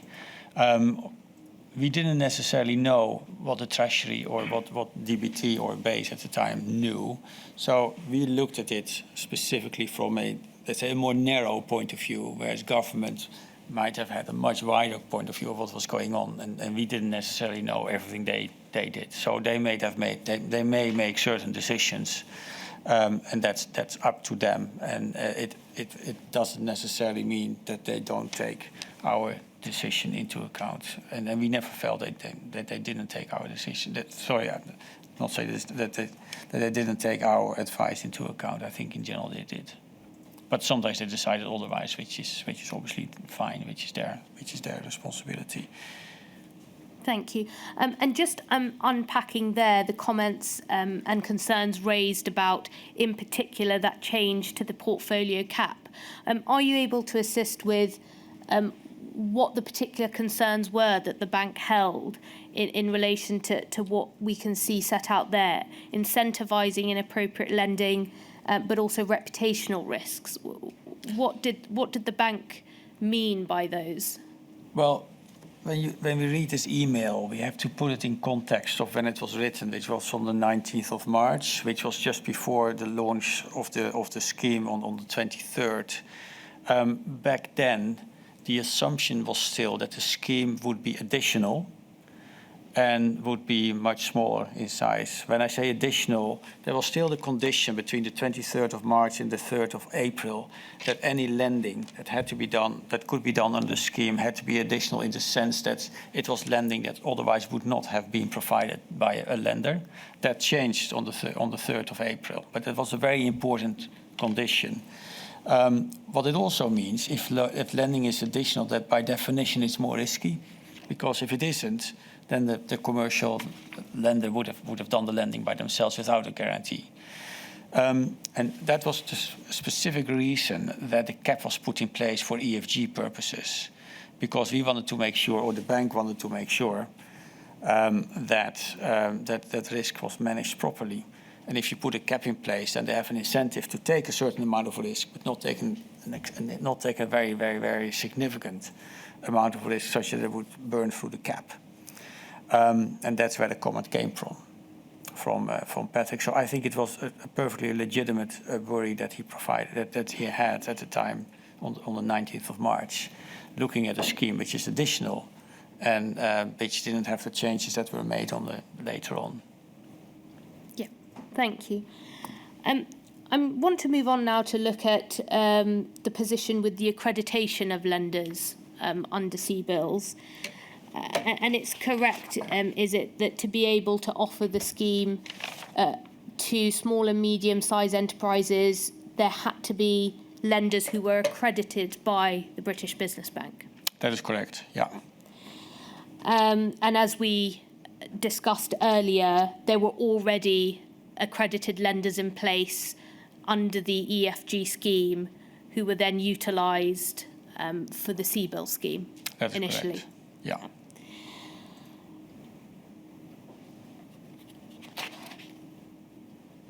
In your statement, you set out that we accredited more than 100 for CBILS, but we had to turn down many other lenders for various reasons, and this resulted sometimes in very strong reactions towards the bank.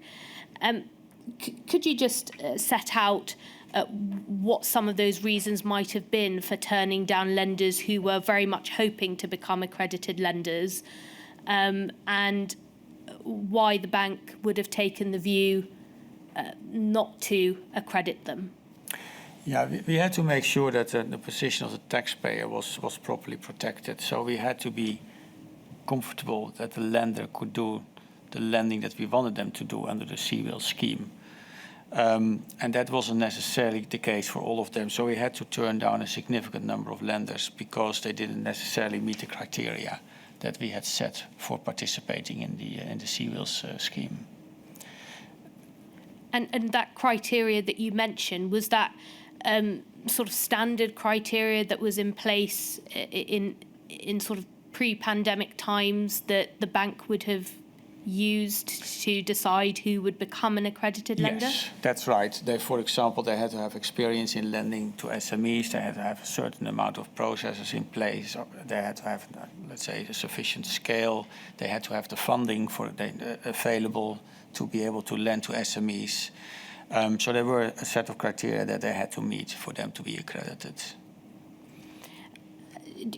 Looking back, do you think that the process that the British Business Bank were utilising to accredit new lenders could have perhaps been changed to deal with the criticism of the slow accreditation of lenders? Do you think it was to do with the process that the British Business Bank had in place? It came up in discussion with the previous witness of David Postings of UK Finance that there were a lot of questions that British Business Bank were asking of those who wished to become accredited lenders, and that may have slowed down that process. Yeah, we did change the accreditation process, and there was a paper in my statement that was provided.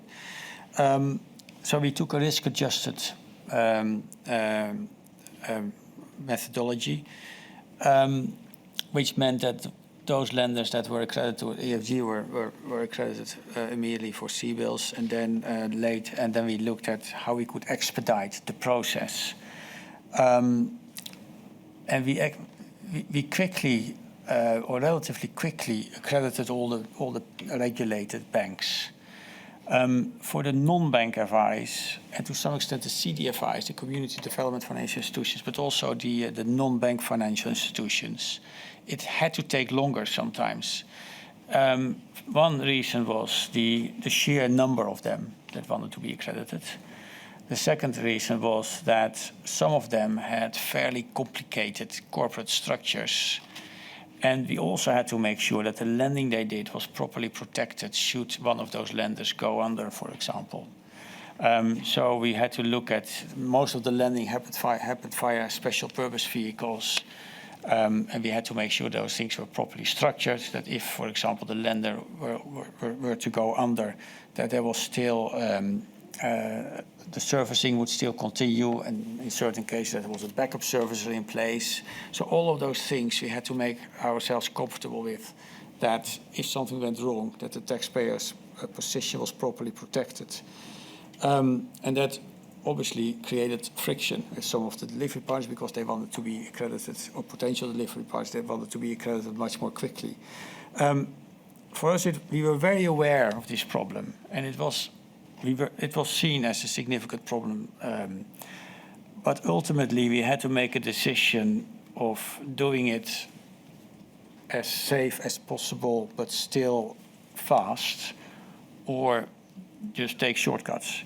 And we decided that we could accredit some of the lenders very quickly now, but then we could be paying a price later on, and that could result in significantly higher losses for the taxpayer. It also meant that we had to be comfortable with the way they lend. For example, that's often forgotten. We also had to make sure, for example, that the funding that they got was at a reasonable price. So there were a lot of things we had to get comfortable with before we could actually accredit them and go out and lend. The large lenders, many of them were actually accredited fairly quickly. Especially after the changes that we made in terms of the accreditation process. But for the many smaller non-bank FIs, which are actually quite important, which we really wanted to accredit, it sometimes took longer because there was a lot of work involved in getting it all done. And there was also an issue of capacity within the team. We obviously got at some point outside help. But a lot of people were pulled into this process, and although we had securitization experience which helped us getting through this process, there was still the capacity issue, the sheer number of people that you needed to accredit so many people, because, well, we got 256 expressions of interest. Turning down, and that's also something that's sometimes is forgotten, is to turn the delivery partners down is also very time consuming.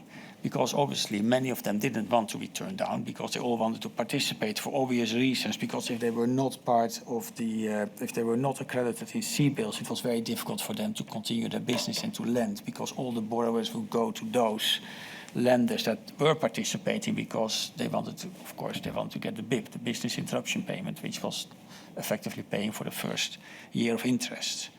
So there was a lot of tension there, because if they were not accredited, it was very difficult for them to lend in that first year.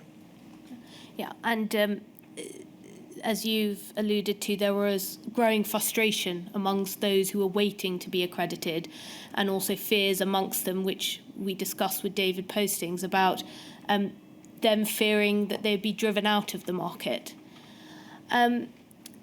Just in terms of the particular issue about the slow accreditation of lenders and the criticism that existed around that, do you think, looking back, a automatic accreditation process may have helped to deal with the issue at the time, or do you think that's a dangerous way of dealing with a process of accrediting lenders?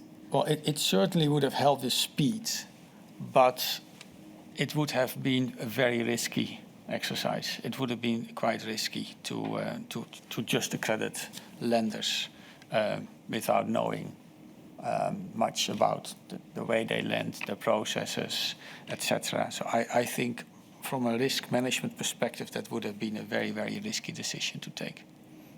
Yes.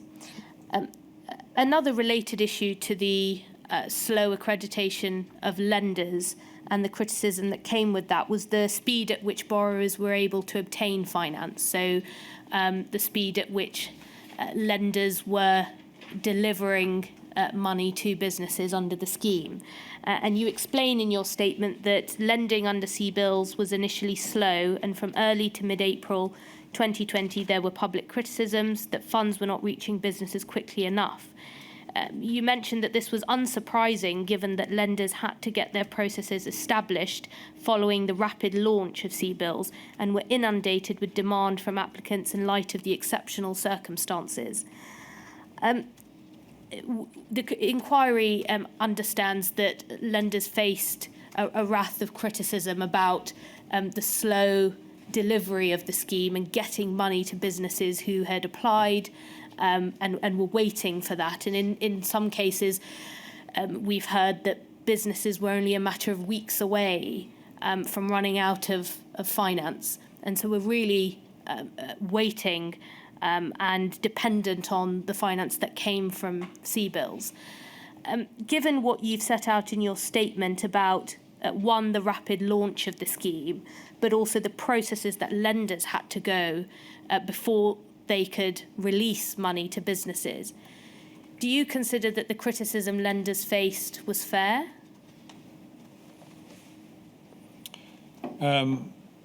That's a difficult question to answer, because there were so many of the lenders, and for some of it may have been fair, for others it may not have been fair. What I do know is that the lenders had to do a significant amount of work to get themselves ready to lend under the scheme. They also had to get comfortable. But initially, there were things like a viability test. There was also the additionality test initially. And then there were all the changes that were made. Of course, the launch was on the 23rd of March, and then on the 3rd of April there was a change. There were some changes on the 27th of April. There were some changes, etc.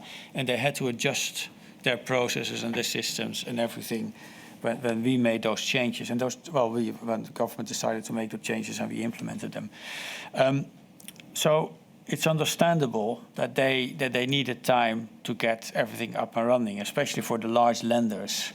It just takes time to get these things organized. So is the criticism fair? I think that lenders did work tremendous hours, in many cases also like 7 days a week, to get it all up and running. So I think they did. Given the situation they were in, I think they did an excellent job in trying to get it all up and running as quickly as they could. And do you consider that there was a significant gap in the expectation between the political will to roll out a scheme of this kind at the pace it was being done, but the government fully understanding the sort of operational difficulties that there were within lenders to be able to make sure that the processes were in place as you've described that were needed before they could confidently deliver money to the businesses who had applied? Do you think there was a misunderstanding there about the capacity and capability of lenders to be able to deliver finance? I cannot really comment on what they thought, but what I do know is that they also had very, let's say, frequent contacts with the lenders. So my suspicion, I think what happened is that they knew what was going on and they understood what was going on, but the decision was made to move as quickly as possible and then to make changes, incremental changes, as necessary, because waiting was simply not an option. Something had to be done as quickly as possible, and even though it wasn't perfect, it was better to start and then make incremental changes as necessary. That is my feeling. That was my understanding of what happened. But to know exactly what government thought, I wouldn't know, because I wasn't in the room when they were discussing. Yes, and as you've mentioned, there were changes made to CBILS on the 3rd of April 2020, and there were a number of changes, in fact, that were made. Some of them we already looked at to an extent in terms of their position before the scheme was launched, in relation to the cap on personal guarantees, which we looked at earlier. But there was also the removal of the additionality requirement. So the scheme was no longer only available to businesses which could demonstrate additionality, so meaning that businesses were those that were unable to secure commercial financing otherwise. Was that a welcome development? I'm sure that was a welcome development for the lenders and the borrowers, because the additionality requirement was potentially quite restrictive, and it actually meant that many more borrowers or small businesses had access to the scheme that previously didn't, especially if you combine that with the business interruption payment, which was in place on the 23rd of March at the time of launching. Not to have those, to have additionality and a BIP together is a combination which would create some friction. So to take away the additionality requirement on the 3rd of April, I think was a logical decision to take.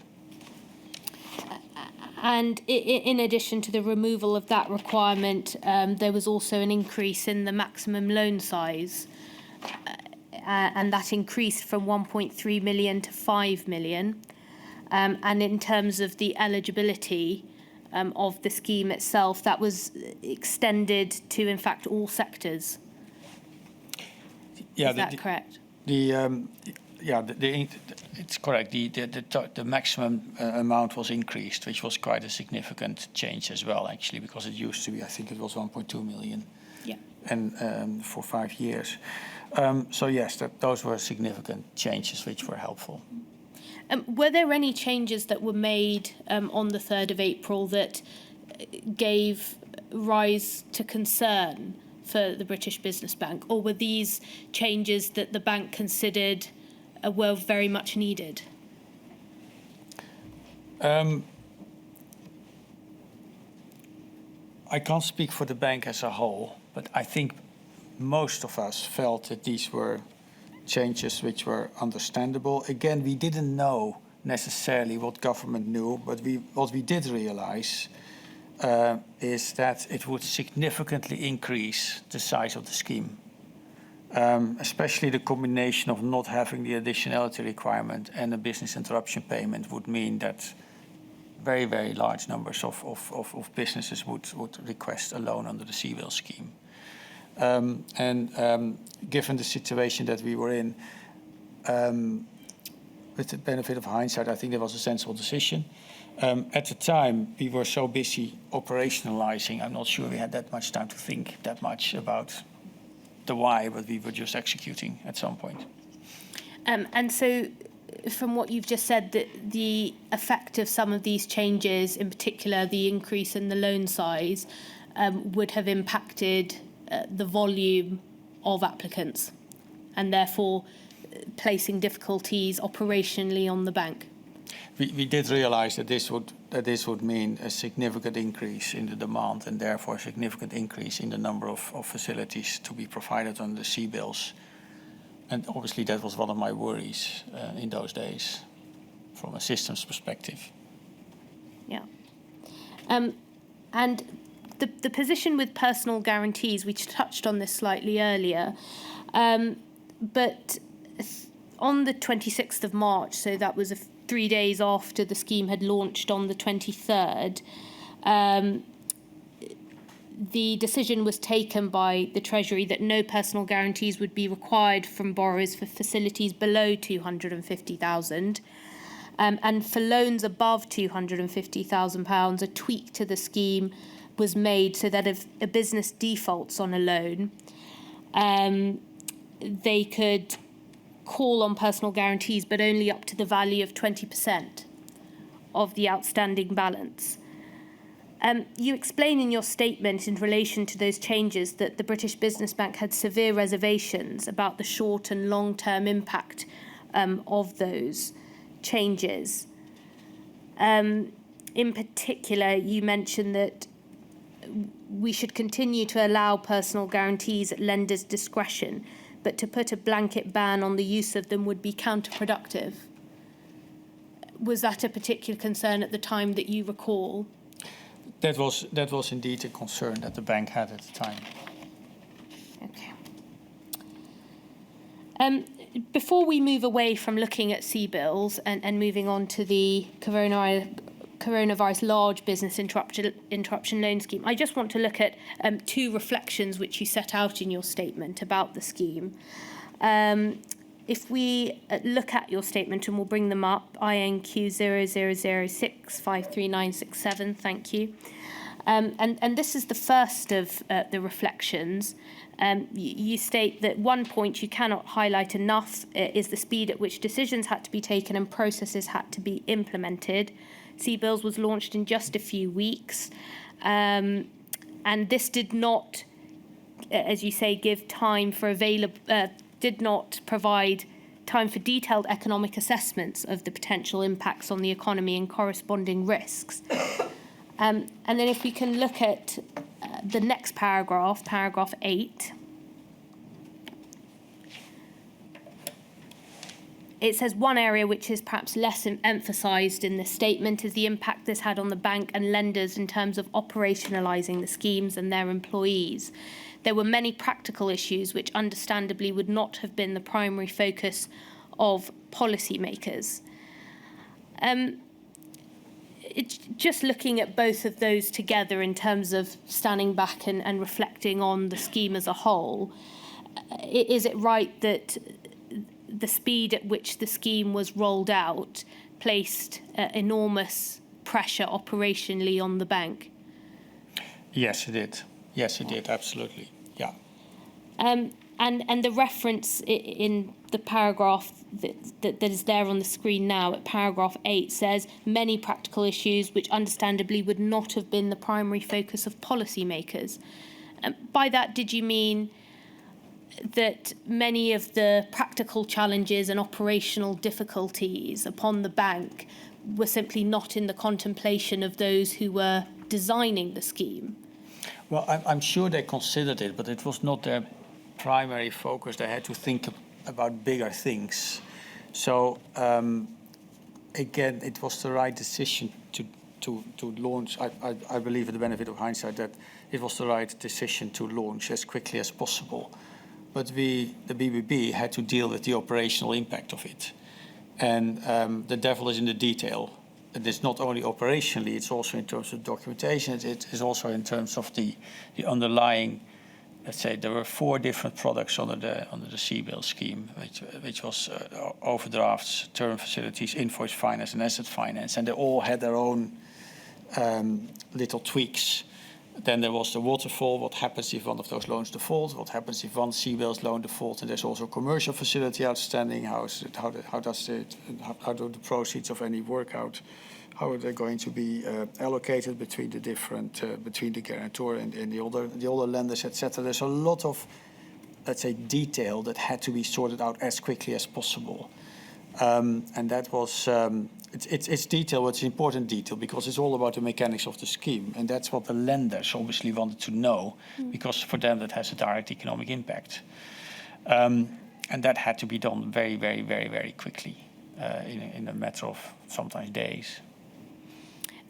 Looking ahead and in the future, do you think that there needs to be built in a better understanding from the outset, perhaps by those who are in the position within government to make the policy decisions about the practical, operational processes and difficulties that may come as a result of the delivery of the schemes?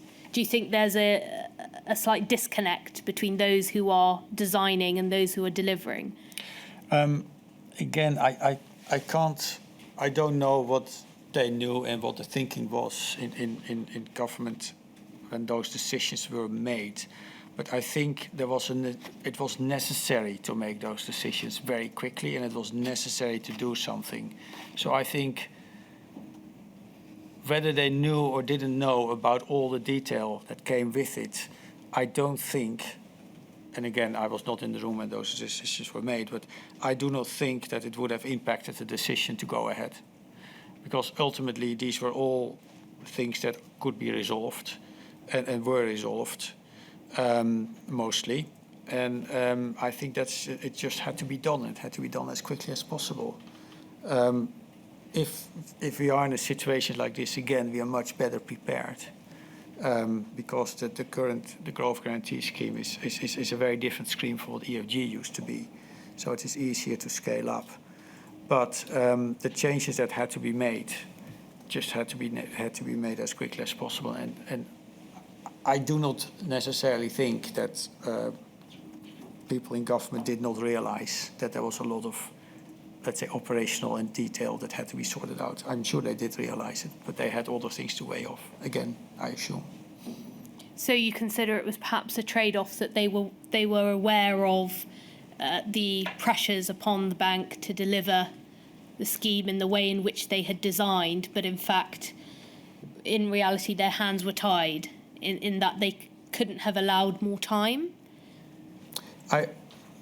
Yes, that's what I think. Obviously, I don't know, but that's what I think. No, those reflections are helpful. The coronavirus large business interruption loan scheme was the second loan guarantee scheme which was designed. And the Chancellor announced his intention to launch that scheme on the 2nd of April. And it was designed to provide support to what became known as the squeezed middle. Is that correct? Yes, that's my understanding, yeah. Yeah. And the scheme was designed to provide financial support to those companies that were essentially too small to be eligible for support via the Bank of England's COVID corporate financing facility, but were too big to be able to apply for a loan under CBILS. And that's why they were termed the squeeze middle. Yeah, that is correct. Yeah. A particular aspect I want to look at in relation to CLBILS was the bank's operational capacity to deliver the scheme. And that is something that we've just touched on in terms of those operational pressures that were on the bank during this very significantly difficult period where things were moving at such pace. But in relation to the CLBILS scheme, was this an example where the bank was conscious or nervous about the fact that it would be involved in developing and delivering a scheme that sat outside its core remit and expertise of helping smaller businesses in relation to accessing finance? Yes, there was a certain level of nervousness about this because our remit is SME lending, more granular lending on the debt side. I'm not talking about equity here, I'm talking about debt side. And our expertise was primarily on that type of lending, let's say up to 5 million or so. For CLBILS, initially it went up to 50 million and then later on even to 200 million. So the approach to risk is different because if you have larger tickets, if you have a very large number of small loans, then you can take a more actuarial approach to risk. So you look at a more statistical approach. Whereas if you have, let's say, some very large exposures, normally as a lender or a guarantee, you would look at the individual loans in much more detail than you do if it is a very granular portfolio. And because the size of the facilities on the CLBILS were significantly larger, that's a very different type of risk. It's also a different type of lending. It tends to be much more structured, and it's a different market as well. So there was a certain level of concern about the fact that this is not something which was our natural remit. It was outside the SME remit. Yeah, and given delivering a scheme outside of what was the bank's core expertise, as it usually was that a concern that was raised with the Treasury and BEIS at the time? Are you aware?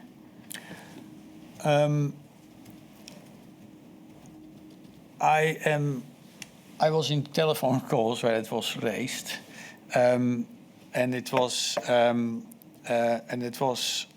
I'm sure it was taken on board. But again, ultimately, the decision to go ahead and do it via effectively the CBILS rails, as it was called back then, was a decision made by government, and we executed. Do you think that, again, that was perhaps an example of where those who were taking the decisions and were involved in the policy design of the scheme were aware of CLBILS being a scheme where the British Business Bank would have been pushed outside of its normal remit of expertise, but in fact, because it had already been involved in delivering CBILS, that in fact, given the pace at which things were developing, there was no other choice but to use the British Business Bank? Yeah, I can't speak for what they decided and why, but being an outsider to some extent and working at BBB, I could imagine that those were the drivers to make that decision, because it was something that they could do on top of C-bills operationally very quickly. The number of CL bills was only about just over 700 loans. Well, of course, we didn't know at the time it was going to be just over 700 loans, but it was not going to be 100,000 loans or more, for example.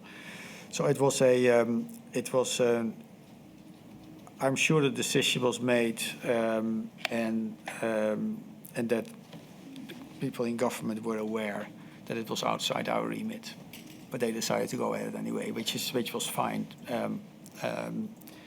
But I'm pretty convinced that they knew what they were doing in terms of making that decision. Thank you. My lady, that would be an appropriate time to break for lunch.